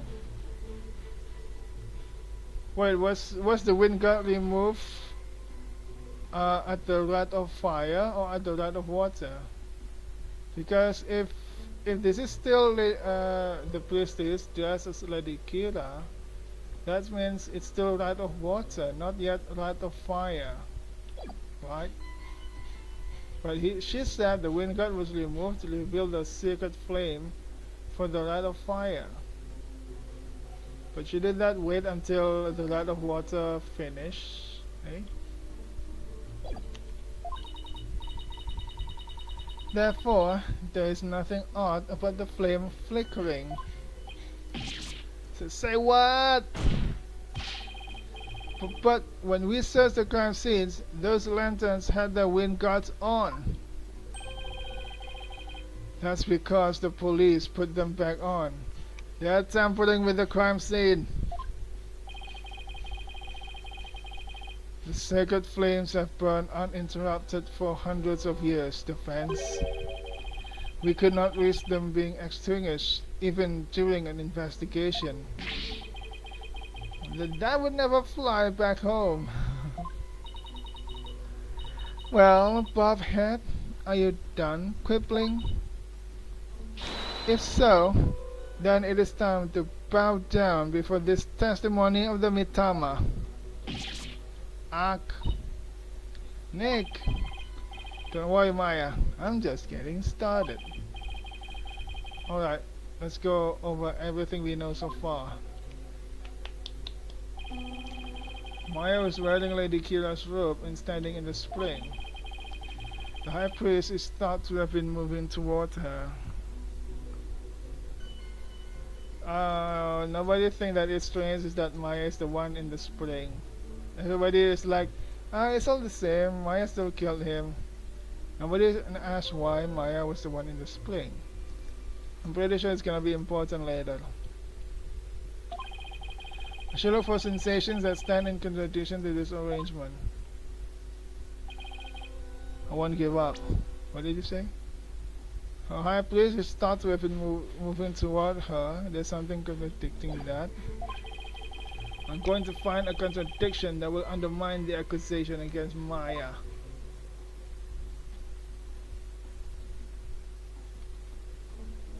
Okay, bowing to the lanterns, reading a sutra. As for the first part, he lowered the sutra. Suddenly, he rushed the accused, tried to fight her off by the springside lantern.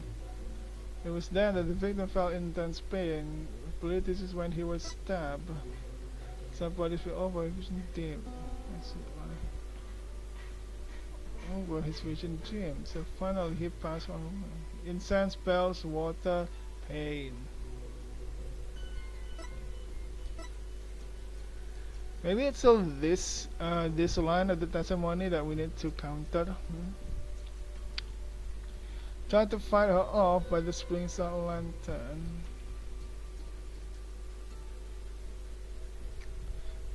Strangely, we don't have any sensation at this time. See Maya.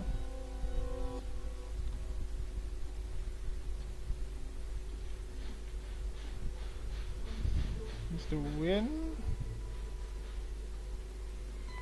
bells, incense, water, pain. That is all. Point to the lenses reading Sutra. Sutra, he lost to the accused, trying to fight her off by the swings on lantern.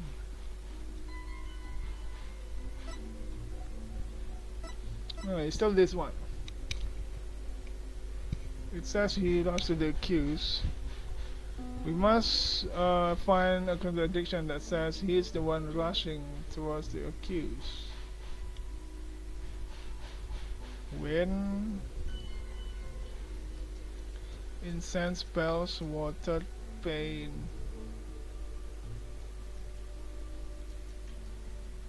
I don't find any contradiction.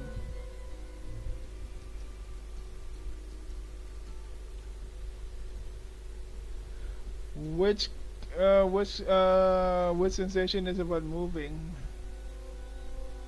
He lost to the accused.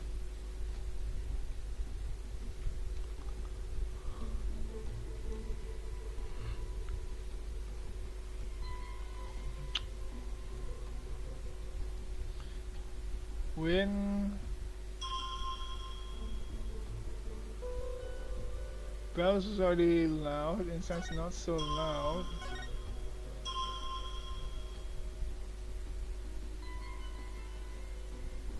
Incense, water.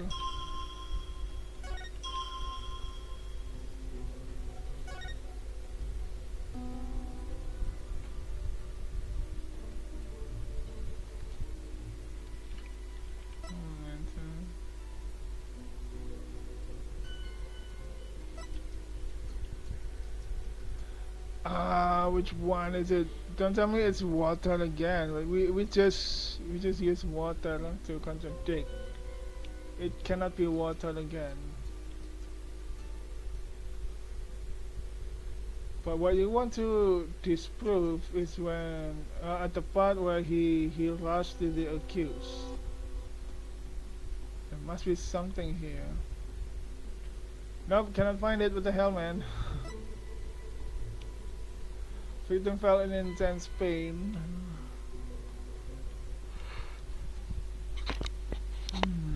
This is when he was stabbed. Try to find out over the screen sun lantern. This is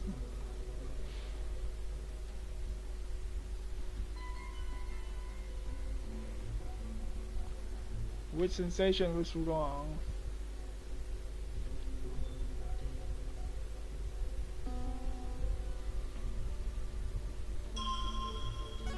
Bells, water.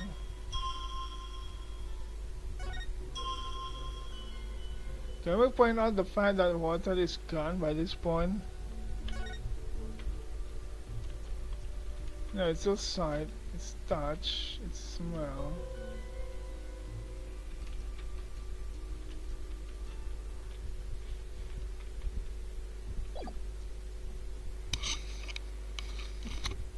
I have no idea.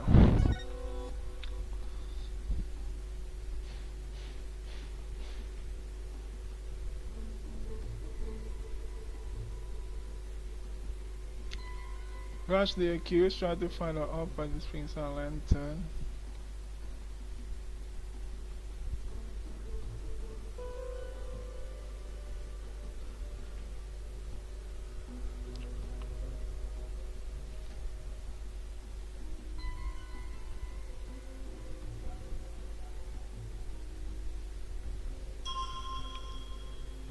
Could it be the wind?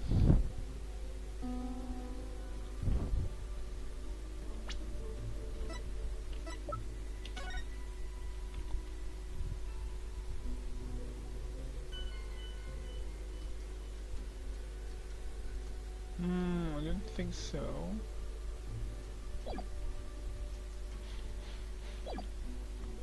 You lost the accused tried to follow up at the Springs on Lantern.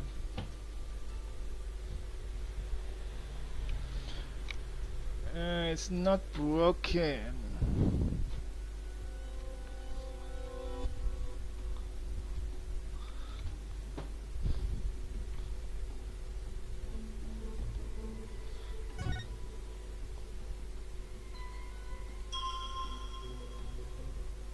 Incense bells.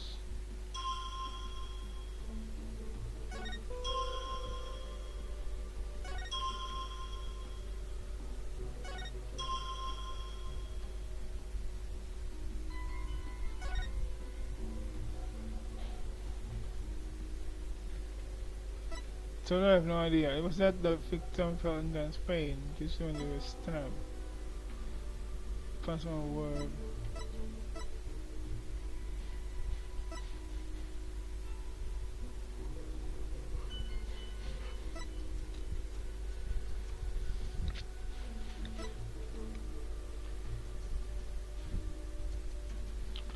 While up at this Prince on Lantern. What's so weird about the wind if it is about the wind?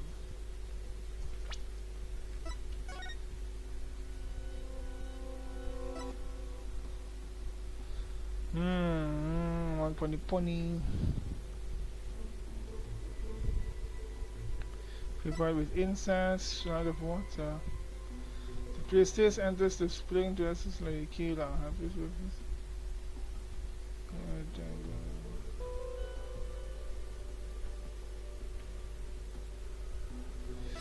Oh, the two of them then for themselves. To play until the line comes to course 2 days.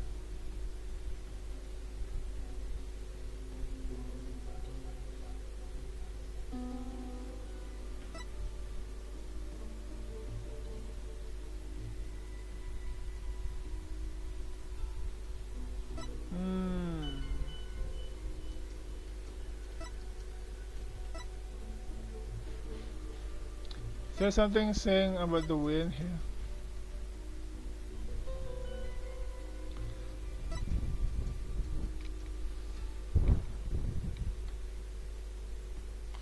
Circles the sacred flames to purify her soul.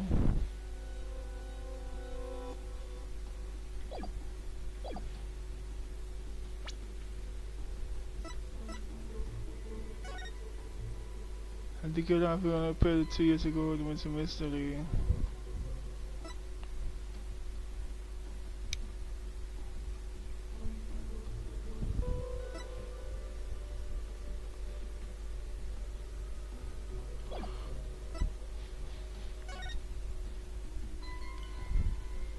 But lost from deep abdominal wound caused by a bladed weapon.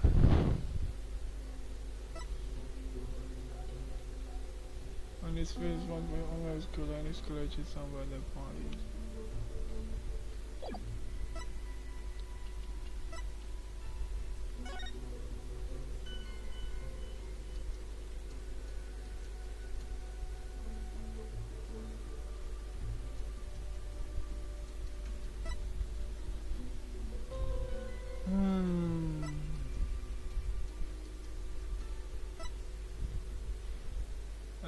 This one's broken.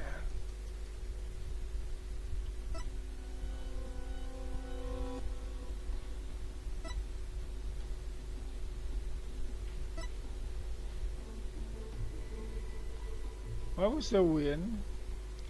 It was enclosed, there shouldn't be any wind.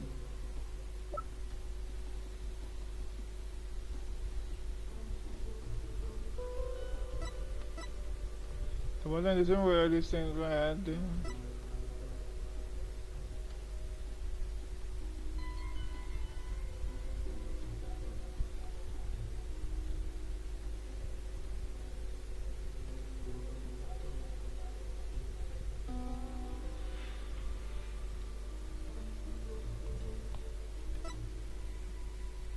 I don't know which one. It's anniversary from others once used by Lady Killer. Discover near the oh.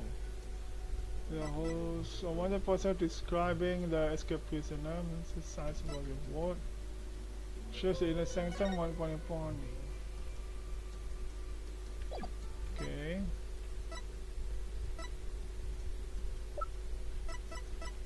Could it be that the wind is the anomaly?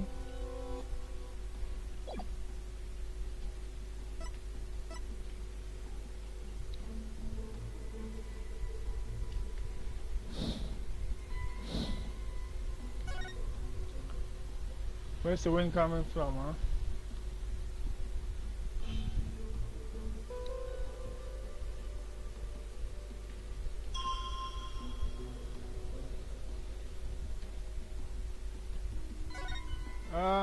Is it really the wind?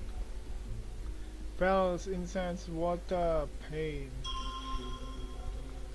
I can only think of the wind. Because... or maybe not. Maybe that's a contradiction for another time. I know the part I need to focus on is that the victim runs towards the accused. That's not what I need to prove wrong.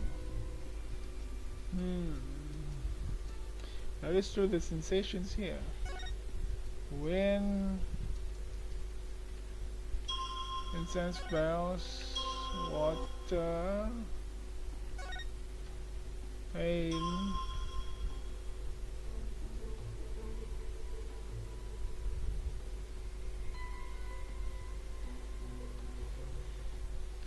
I have no idea.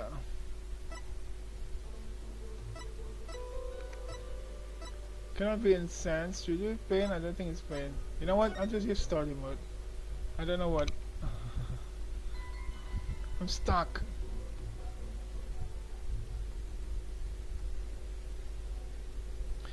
Don't tell me it's win, okay? It's no way it's the win. I don't think it's win yet.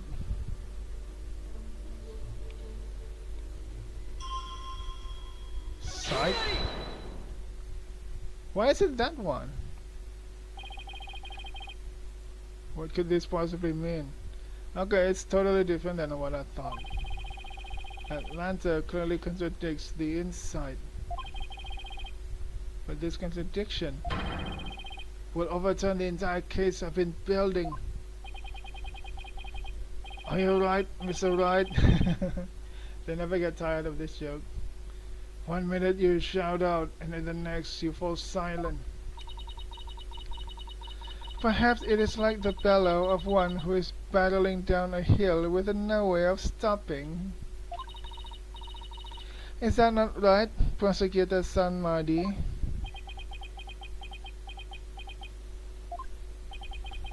Don't get cold feet now, Phoenix. Even if this overturns the entire case you've built so far, the only way is to keep moving forward, because that's where we'll find the truth. Sorry, but I'm not battling down a hill. In fact, I'm in full control of everything with the indisputable contradiction I found. Is that so? The lantern behind the accused clearly, no, blatantly contradicts your insight. Does it now? How, Phoenix? I don't understand. Please explain. One of the lanterns on the entrance side of the inner sanctum was broken. And if you watch what Abbot Inmi saw in his final moments,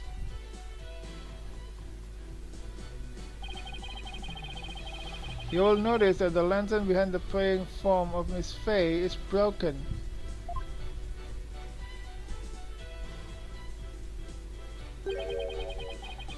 The lantern behind the killer, however, is still intact.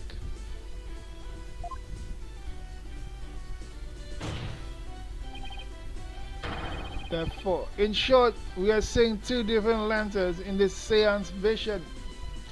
How could that be? How could this be? Exactly what I said. And even if it was so, How would that contradict my insights? Please don't cry, Lady Raifa. You look like you're about to cry.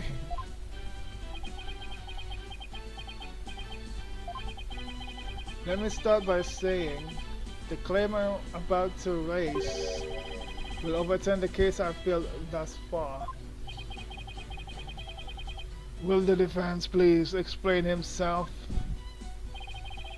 Based on the broken lantern, we can tell Maya and Abbott in these positions, where the accused and the victim were standing. But did you not just finish asserting that the accused was standing somewhere else? I did, and I built my argument on that faulty premise. But thankfully, it has led us here, to the actual spot where Maya Fey was standing.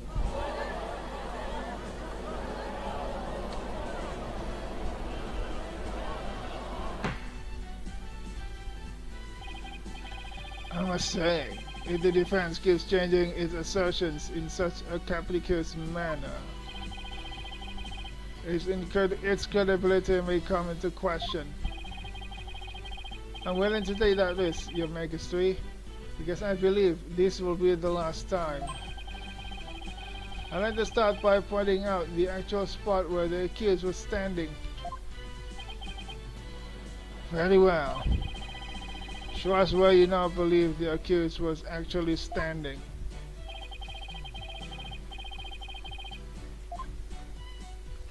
Somewhere here. It can only be here.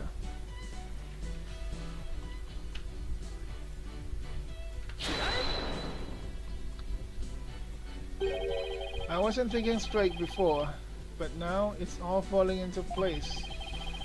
We know the victim had stepped into the spring. That means Maya Fey had to have been standing in the water as he approached.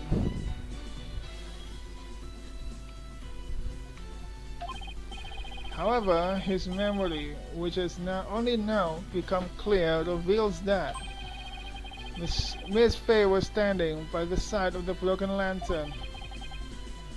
In other words, she was standing where she was supposed to be according to custom. Does that not bring us back to the very beginning? No, this is where things take a different turn, and I mean that literally. The victim had to have been moving toward the spring. That means that while he was moving, he had his back turned towards the accused. What's this? Do you mean to say the victim turned around during the ride? But such an image appears nowhere in the seance vision, because he was reading the sutra. Hang on, let me have a drink.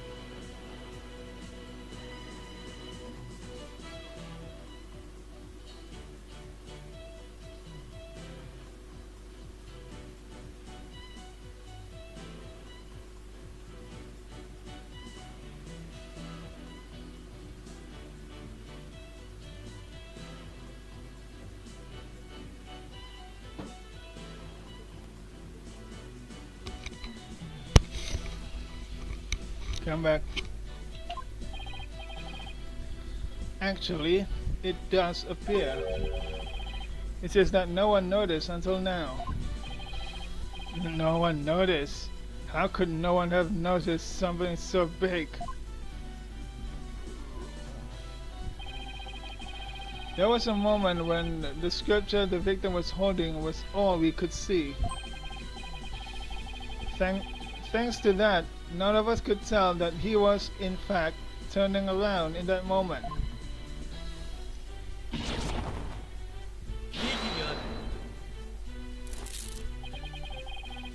If it is as the defense asserts, then her benevolence insight no longer makes sense. How do you intend to explain that? I don't need to explain anything, because it's just as you said, Prosecutor Sanmari.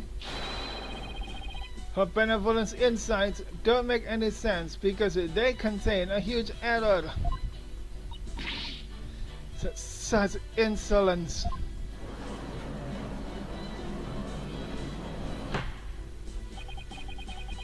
A huge error, you say? Do explain. The order of the rights, the order of the rights, the crime scene, the number of people there. Should I say the number of people there? I think that's the correct answer because there's one more person.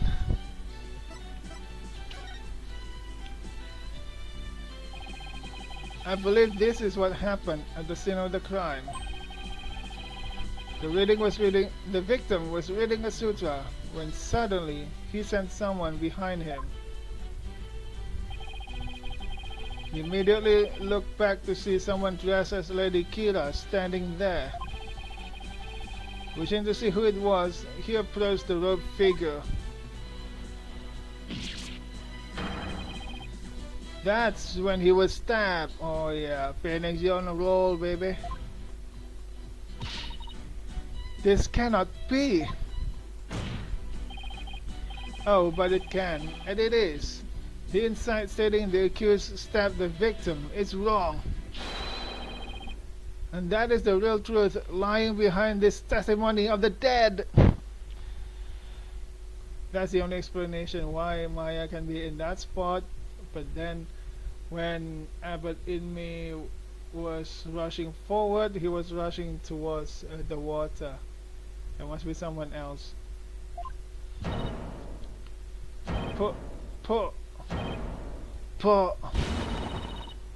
Polkunka.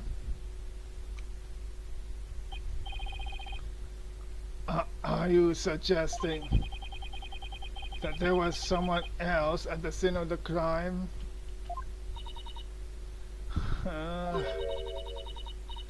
Have I misunderstood the voice of the Mitama yet again? This cannot be. She fainted. Whew, that was a close one. Phoenix, this is the second time you made her faint. But I managed to divine the true meaning behind the seance vision somehow.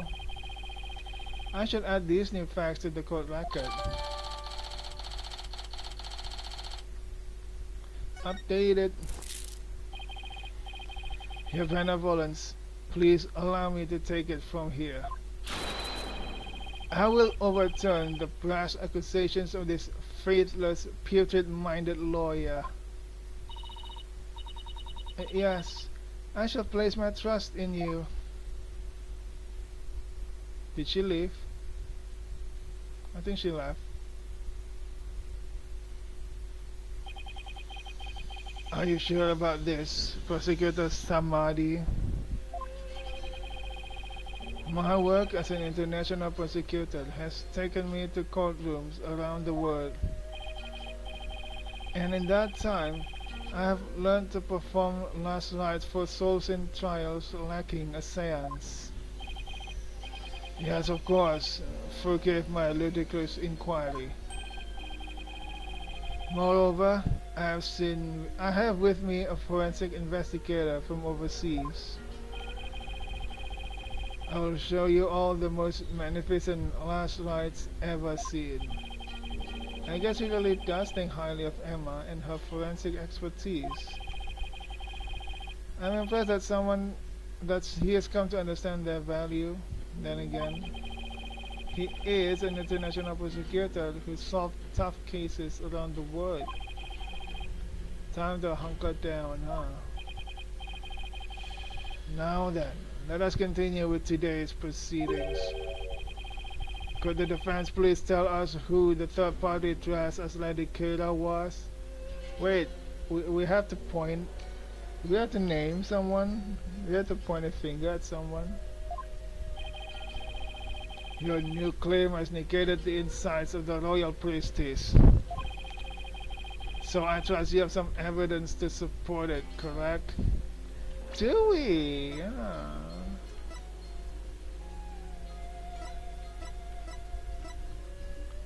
Bloodstained letter. Please value show.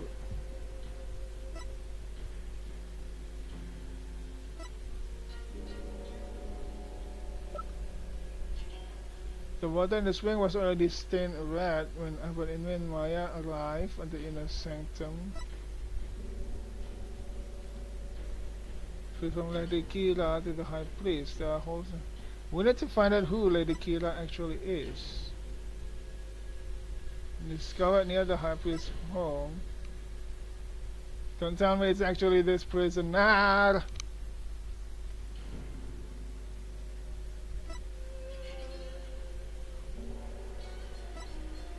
But that the prisoner, when was the prisoner in prison?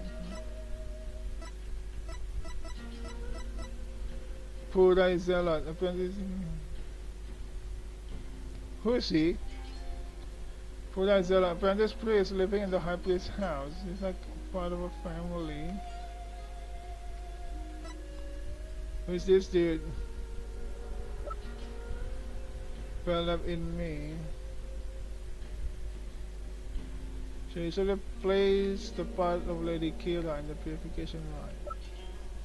We don't have any. Wait, why don't I have the profile of the runaway? What's his name? That's Adabar. What 3 million Damas? Senior member of insurgent leadership. Former paratrooper of a foreign land. Consider army dangerous. Yes, of course. No, you're just bluffing, Phoenix. Shut up. This third party must have really wanted to kill the High Priest. Okay, party who really wanted to kill the High Priest.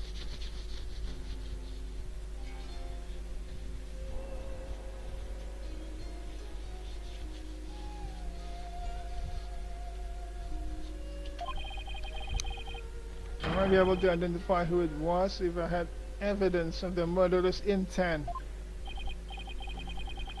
Well, we're waiting, Mr. Wright. The evidence that can reveal the identity of the third party is this.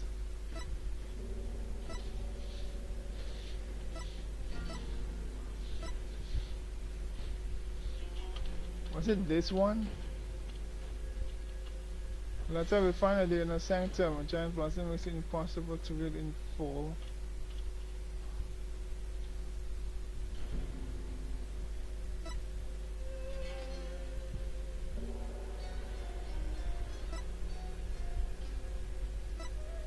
First flag found outside the Royal Uto curtain. The water in the spring was already stained red when Abbot Inwi and Maya arrived at the inner sanctum.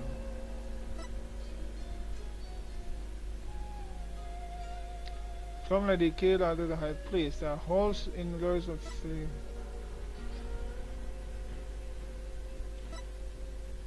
Which one is it? There's no return address.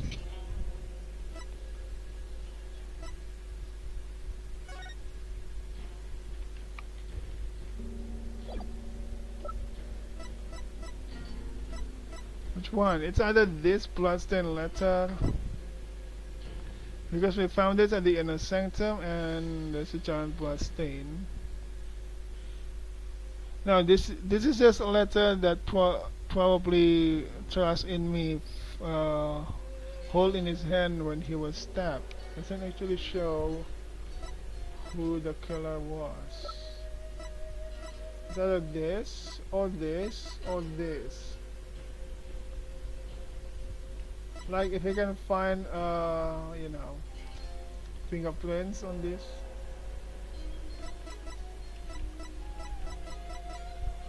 I don't know, let's try this one.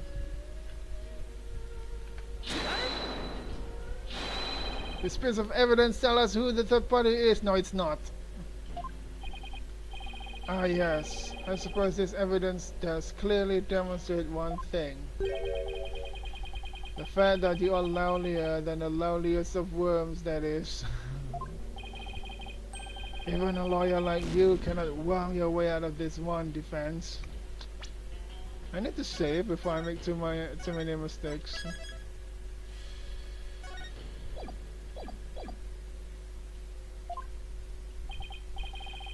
Talk about opening up a can of worms.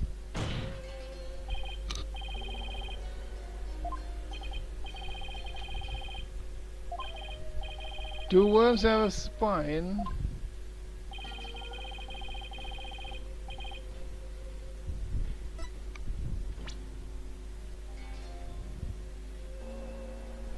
Am I about to... The third party must have really wanted to kill the high priest. I may be able to identify who it was if I had evidence of the murderous intent. And it was not this. Maybe it's this one? There's a warning to not perform the rite. Probably this one. 3 days before purification rite. The victim received a warning letter from an unidentified individual. See? It's either the envelope or the arrow or the Lady Kira's warning.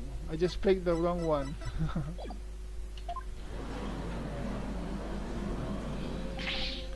He did. Whoever sent it clearly meant to threaten the high priest. The letter said, "Do not perform the rite." But the rite went on as scheduled. I believe this is why the high priest was murdered. Why? Oh, I mean, what's wrong with the rite? That's a big question. Who do you suppose sent that letter? The person is something to hide. The rebel hunter disguised as the Lady Kira herself.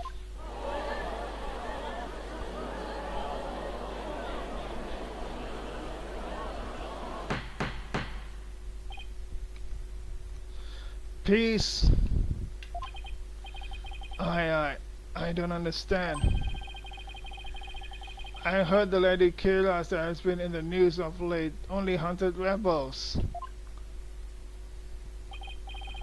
If so, why would she have killed the high priest? Excellent question. Maybe it would help to think of it this way. What if the high priest had secretly been a rebel? Did you really have to say that out loud, Phoenix?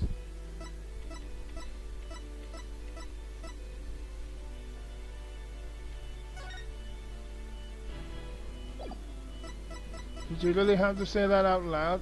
Nobody's gonna like you in this trial, you know. The high priest? He couldn't possibly have been a rebel. The high priest, a devout follower of Kurainism, a rebel? Do you even comprehend the blasphemy of which you speak? Well, do you? I too found it hard to believe at first. But as I continued my investigation, it started to become more and more plausible. The third party was the rebel hunting Lady Kira, and the high priest was a rebel. Your mockery of Kurainism. No. Of the kingdom of Kurain itself knows no bounds. Whoops. Told you, Phoenix. Nobody's gonna like you. Well, everybody already hates you anyway. As a faithful Kurainis, I take issue with these claims. And I'm loath to admit them into today's proceedings. I don't like where this is going. The defendant's claims are part of vile blasphemy, tantamount to spitting on the Holy Mother. Is it really that big of a deal, Maya? Abbot Inmi was a distinguished monk and very well respected too, so yeah. Please don't let this turn into an international incident. But fear not, good people of Kurain. The rantings of this putrid brain lawyer who seeks to sully the soul of the deceased shall come to no avail once I conclude these last rites.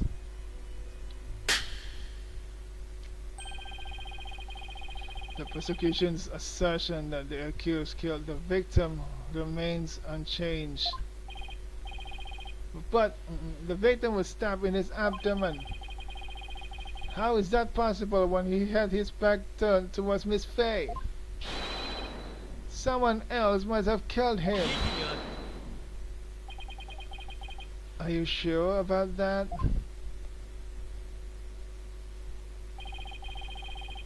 You might have invalidated the seance, but do not let it go into your putrid head. The karmic flow of this trial is, as yet, still in my hands. How can he be so confident? Something has occurred to me, you see.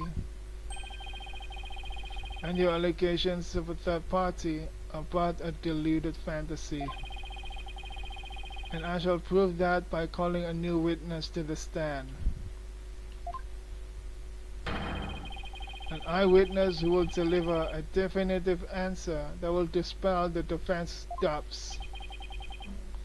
An eyewitness?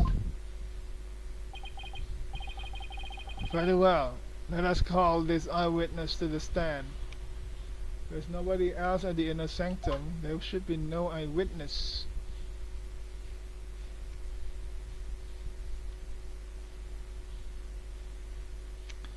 It's you! It's him again.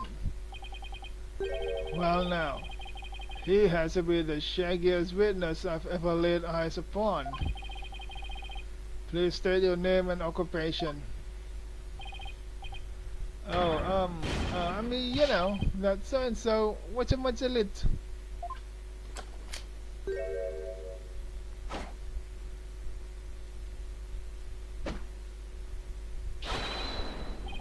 Anonymous TBD. That's what they've been calling me. Your name is to be decided. Anonymous TBD. Anonymous. His name is Anonymous and TBD. TBD, as in to be determined. Can you just tell us your real name? The witness has suffered a blow to the head, rendering him amnesiac. Therefore,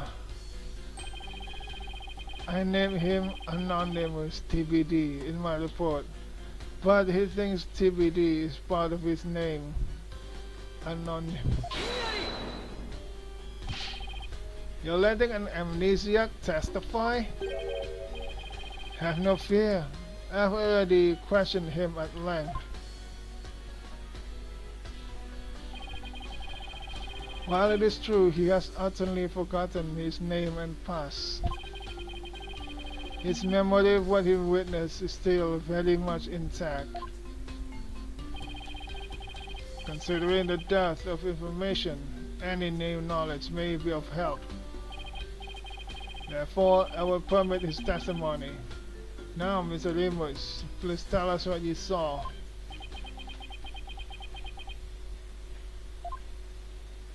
Why is he wearing a uniform? Who was he?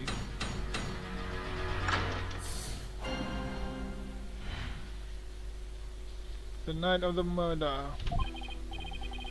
That night, I was up at the top of Mount Poniponi, the mountain next to the inner sanctum. I hate crowds, so I climbed up there to pray in peace. I know it's a no-no, but since there was no one around, I used my binocular to spy on the right of the inner sanctum.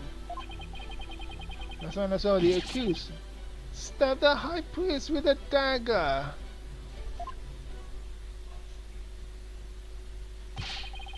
There's no way Yusuma's face stabbed the victim with a dagger. I swear I don't know what you're talking about. Oh, don't remember at any rate. Mount Poniponi, the beautiful mountain that is also known as the Little Sanctum.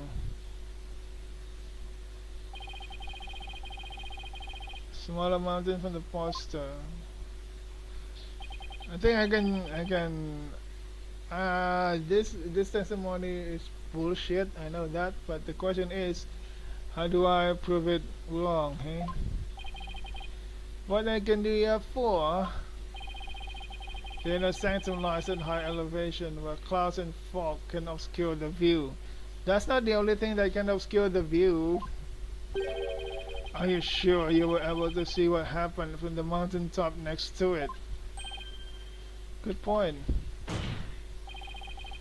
His Majesty raises an excellent question. Well, Mr. Ifmus, on the day of the rite, there wasn't a cloud in the sky. I had perfect view. If you don't believe me, check the weather forecast in the paper that day. Nick, do we have the newspaper for that day? We do, actually. The area around the inner sanctum will enjoy calm, clear skies today. The warmer temperature will make for excellent prayer weather. Be warned, however, that we'll see a cold front move in overnight. Cold front? What does it mean, cold front? It does say calm, clear skies, doesn't it? See? Told you so. You must be a very modern character, okay? So, to the point that you have your memory wiped. I'm pretty sure you're this dude. Dots out of ball. It's gonna be funny if your dots out of ball.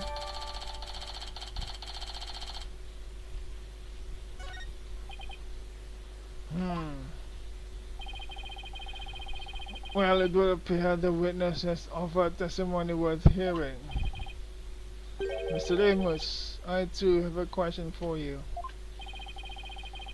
Didn't he already question the witness? Well, that's what I'm here for, alright? Shoot! How was the accused holding the dagger? Was she holding it underhanded, its blade protruding from the bottom of her hand? Yep, I believe she was. It's called a reverse grip. Ah, I thought as much. Hold it right there. What bearing does that have on this case?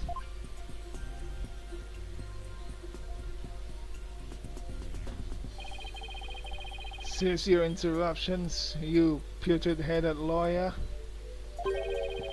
Do you not see the significance in how the blade was held? No. Why?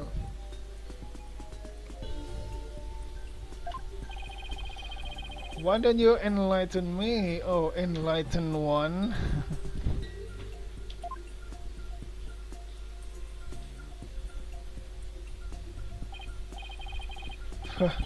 I knew you were a fool. I can already picture you in your next life. Next life? Yes, after your soul rides for centuries in the pits of hell, you shall be reborn as a witless sea urchin, with puffs limited to your posterior. You shall live a short, inconsequential life, only to be brutally devoured by a sea otter. That was a bit excessive. I simply asked what the dagger grip had to do with the case. Now, pay attention. How the accused held the dagger is of vital importance. With such information, we can infer exactly what actions she took.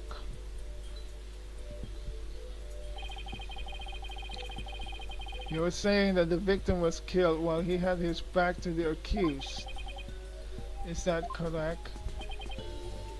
Yes. As such, the accused dagger grips tell us something very important. The accused approached the victim from behind, swung her arms around him, and plunged the dagger deep into his abdomen, using a reverse grip. What? Thus, Mr. Imu's testimony clears up any doubts that might remain.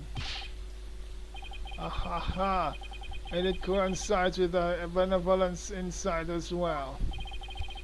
This is a disaster. I thought I'd blown those insides out of the water, but now they're back to haunt me.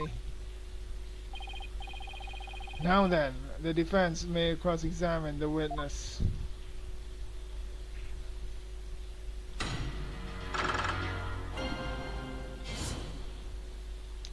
The night of the murder.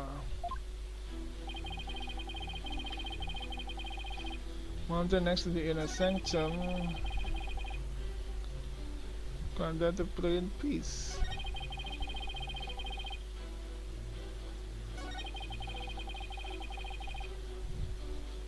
You use a binocular. You had a pair of binoculars with you? That's pretty convenient. You weren't planning to spy on the right all along, were you? Actually, I just happen to have him for bird watching. Bird watching, huh? I see. You're not going to keep pressing him on this? He's sketchy as heck, but I don't really have anything I can really sink my teeth into yet.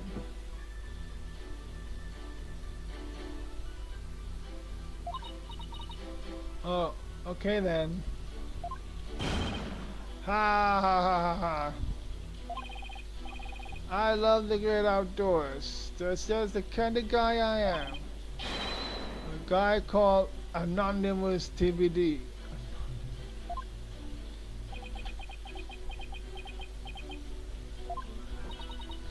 He's really starting to get on my nerves. As I looked through my binoculars, I couldn't believe what was unfolding before me.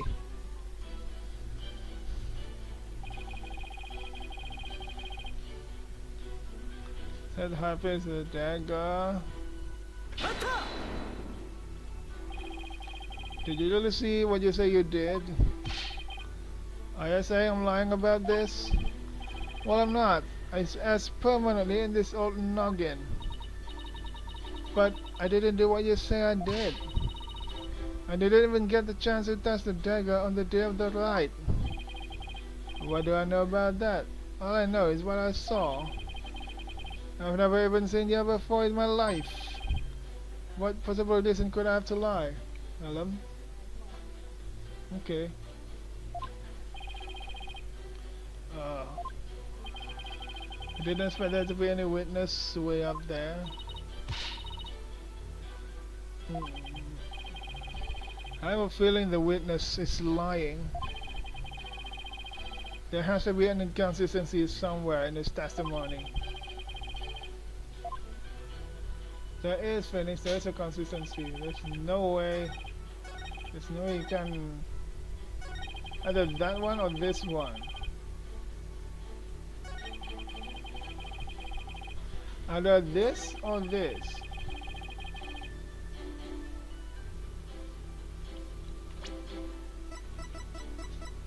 A curtain around the perimeter of the sanctum, isolating it from the outside world. Okay, so this or this one. See, there's no way you can see the inner sanctum from Mount Pony Pony.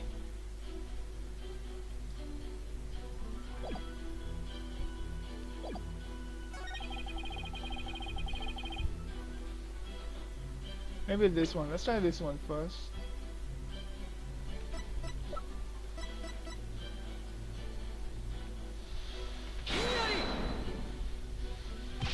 What about not that one? Let it go and move on. Abandon this folly. You know very well your evidence proves nothing. What about it's not that one? What?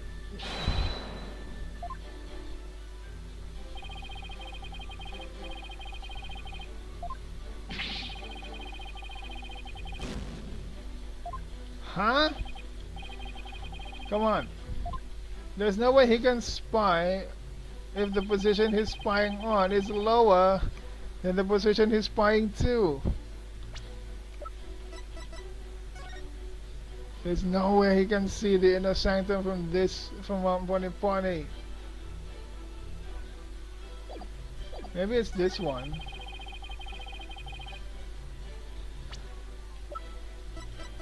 Maybe it's this one. Please calculate this piece of paper. It's also not this one. You have got to be kidding me.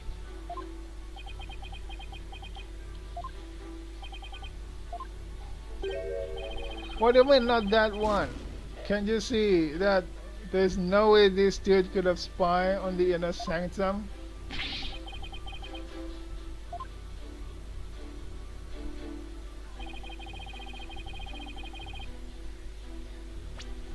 No, let me load. Is it this one?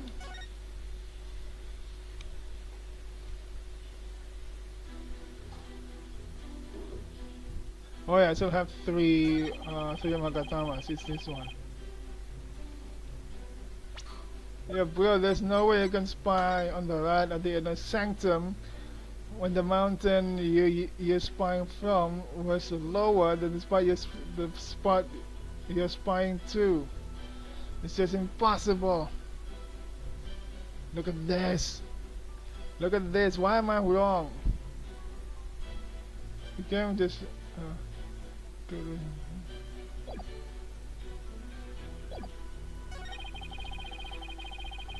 wait, there's another possibility. I should use this one. It clearly said isolating it from the outside world. The young chance was shot to in the light. Maybe it's this one actually. It's not? Are you kidding me?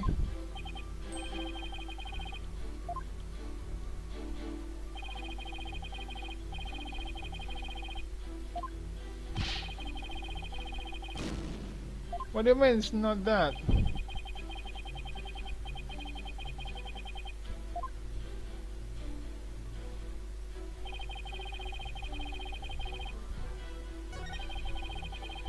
Maybe this one. This one and this evidence. Yeah, this is the one. Oh my god. Hang on, let me load the game. My logic was like 1 or 2 steps ahead.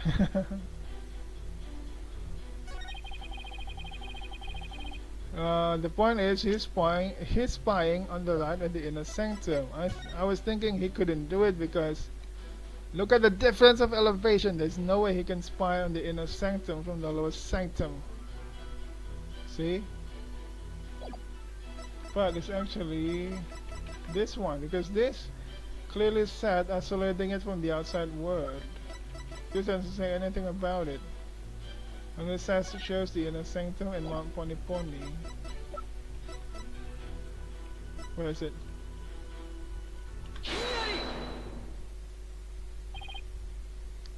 Your Megastry. I had my doubts about this bushy-bearded witness, but now I know that we can't trust him. What? You ain't just judging me solely on my bodacious bird, are ya? Not at all, Mr. Ridmus. It's much more than your sketchy appearance. It's your sketchy testimony. His testimony, you say? Yes, recall how the inner sanctum was that day. Specifically, that it was completely enclosed by the ritual curtain. Why yes, I believe you're right. The curtain would have completely blocked the witness view from Mount Poniponi. Therefore, he couldn't possibly have seen the murder happen. Hoo-ha! Mr. Amos, have you been knowingly making false statements to this court? Uh, well, it's already sweating bullets. Aye, you got me. The witness will lower his voice. I didn't actually see the accused herself. What did you just say? He didn't actually see the accused herself?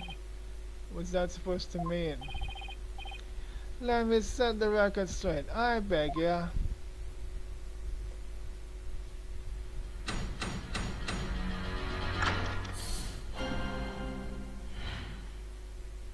The night of the murder amended. I saw the shadowy silhouettes projected against the ritual curtain. The figures were created by the light of the full moon on that clear and still night. She was just a shadow, but I could tell it was the accused. He was gripping that dagger. Shadows? And that's what you saw? That's right. I could see what was going on by the shadows projected onto the ritual curtain. In the future, Mr. Amos, I would rather you offer up accurate testimony from the start. Forgive me, my main man, Mr. Megastri. Chalk it up into my fuzzy memory. Though he saw but shadows, it's still a valuable testimony. You have got to be kidding me. Well, what are we going to do now, Nick?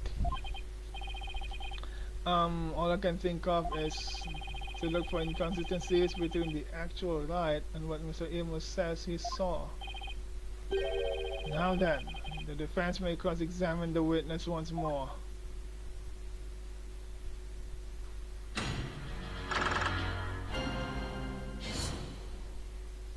The night of the murder amended.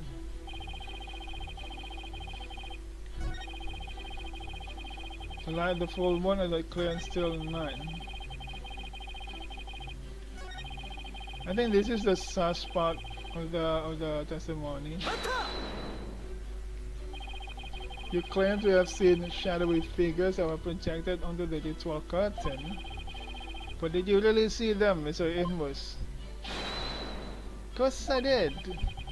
The bright moonlight projected them into that curtain, clear as day. It's like watching a scene of a horror movie from my front row seat on Mount Poniponi. Guess the moon does shine a bit brighter when you're way up there. Maya, do you recall how bright the moon was that night? I remember there weren't any clouds and that the moon was definitely out. But I don't remember if it could cast any shadows. Okay, thanks. You can't deny that the moon was really bright. Which means it's possible that it was bright enough to cause shadows to appear. Ha ha ha ha ha. I remember it just like it happened.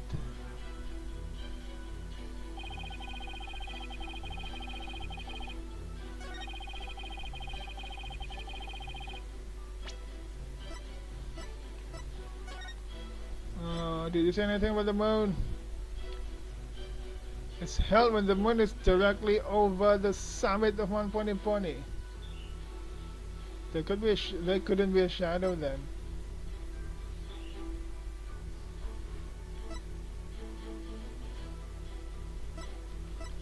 If the moon was directly over the summit.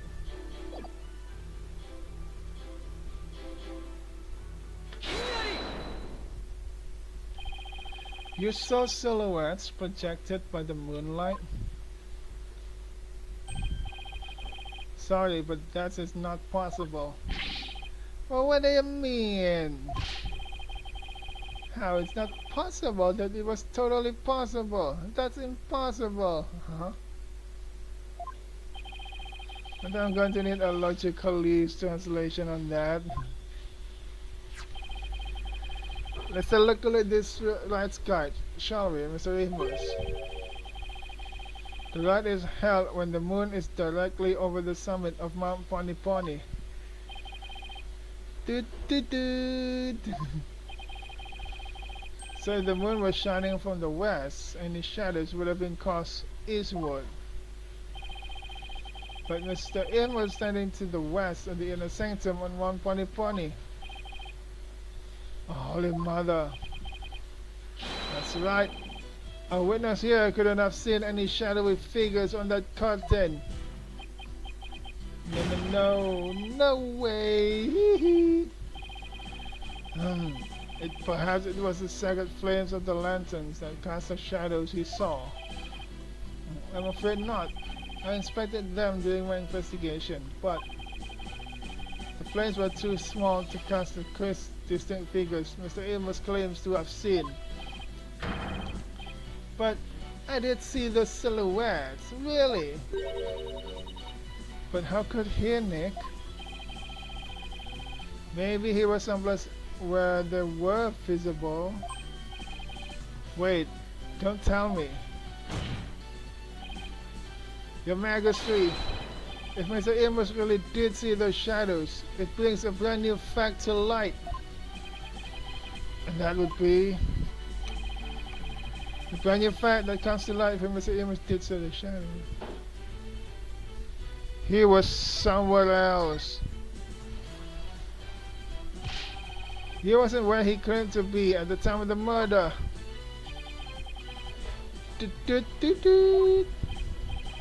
Oh, then where do you propose the witness was?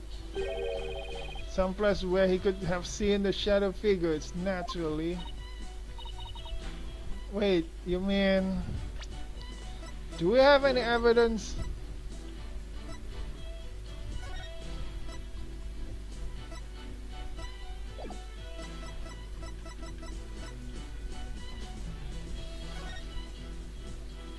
Sewn together into long panel. Found outside the ritual curtain.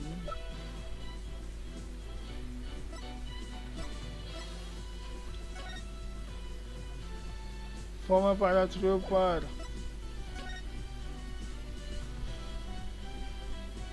He was right there on the right to the side, on the side to the right. Probably the cliff. Here's this. That's a freaking parachute.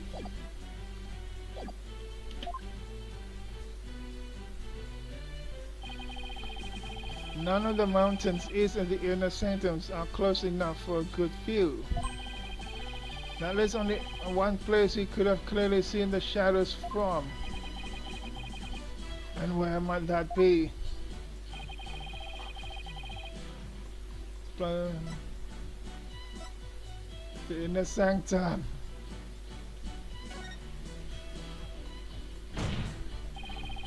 Mr. Amos was at the inner sanctum, just outside the curtain on the east side.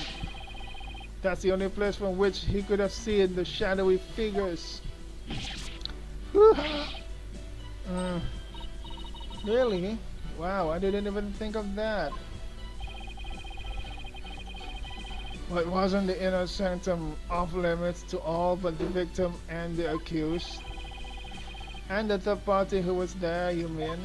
I got the feeling that's a subject prosecutor somebody would rather not touch right now.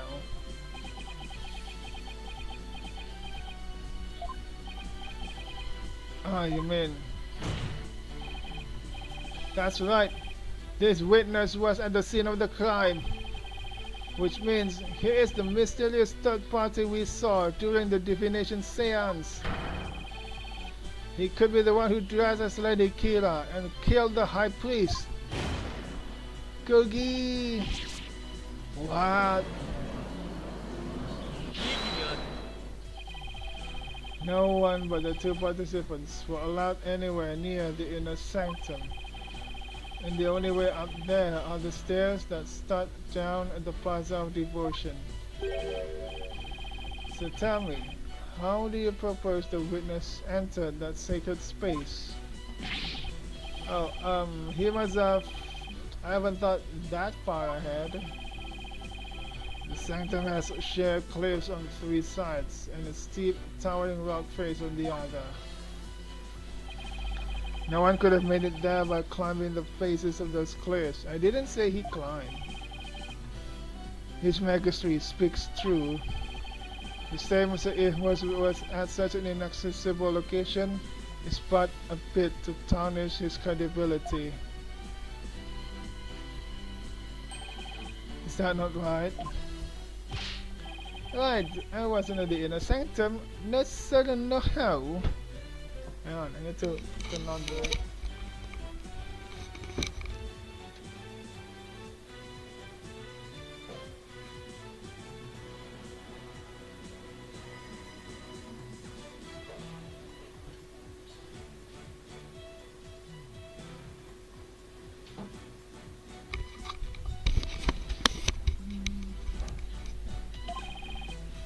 Unless I'm pretty sure I wasn't. Are you sure about that? Then, what about those silhouettes you claim to have seen? I'm starting to think I've been imagining things. What? This is insane.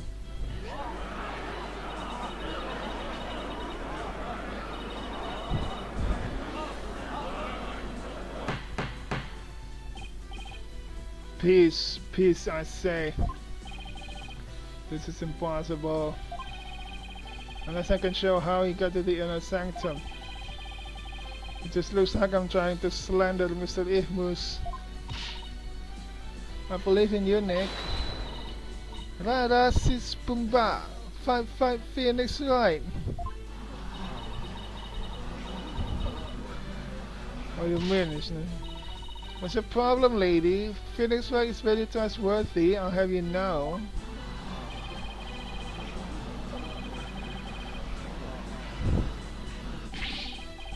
Please, Maya, you're only making it worse. I appreciate the vote of confidence, but it's probably best to keep it to yourself for now. I would advise the defense to think carefully before making any more sudden outbursts. Yes, your Majesty. If I wasn't the bad guy before, I definitely am now. Now, Mr. Ihmus, I would like you to think back carefully before you testify next about where you were that night.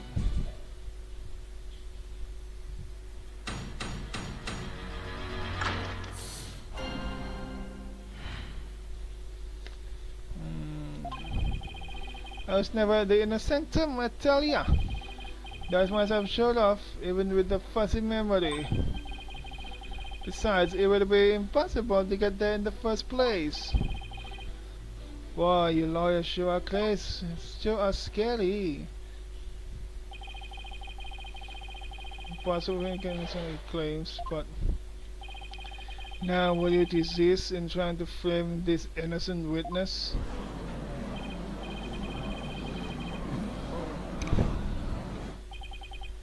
So right, is it not time to end these cross-examinations?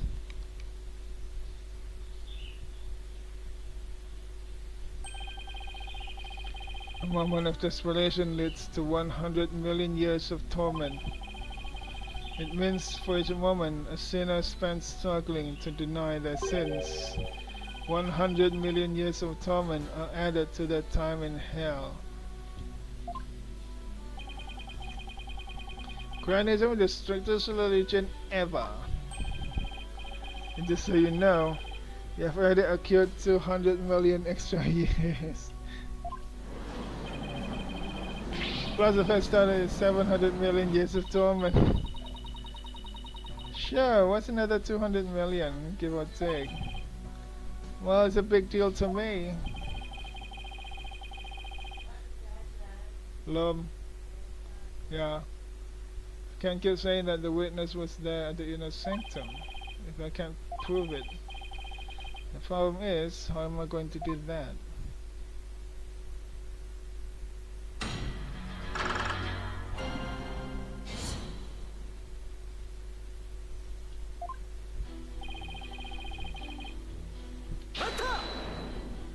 start pressing him.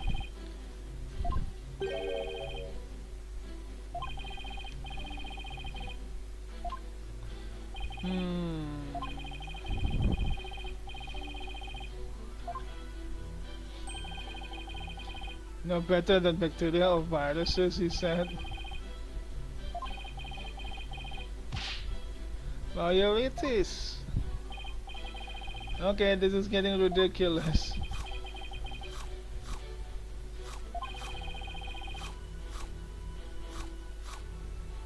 I'm sure you were there.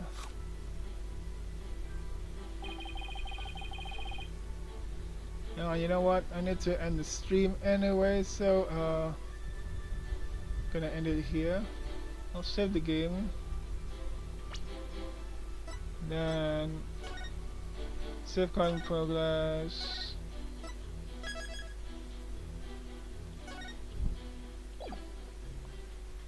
And that's it.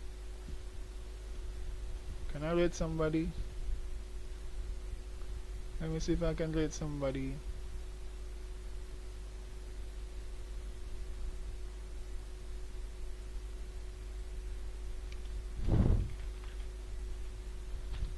Raid browser. Here we go. Who is streaming the same game?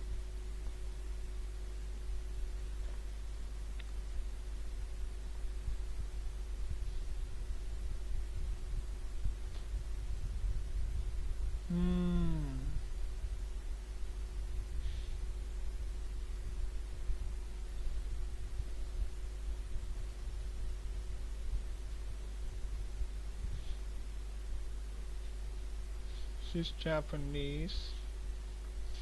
は何もないし、 Oh, 一応 is 昔 that のよしみでね、気をつけるように言ってあげたの。is that case? 手術に失敗したミスね。ちっぽけな先生だったけど、打たれるのはかわいそうじゃない？だから一応知らせてあげようかなって思って。誰が見ても不自然な点が一つあるみたいだけどね。何ですかな、ガリュウ検事。ガリュウはさ、どういうこと？悪いやつじゃないんだけど。 Cannot raid.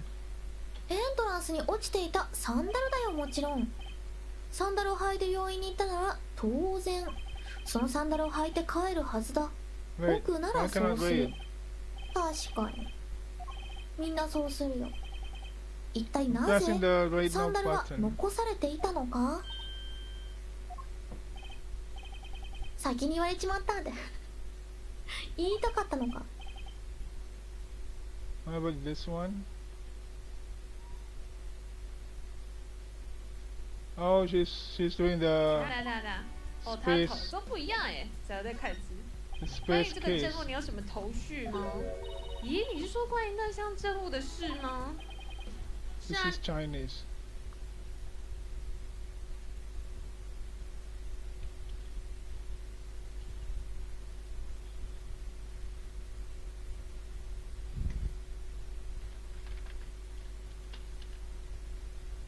You know what? Let's not wait. I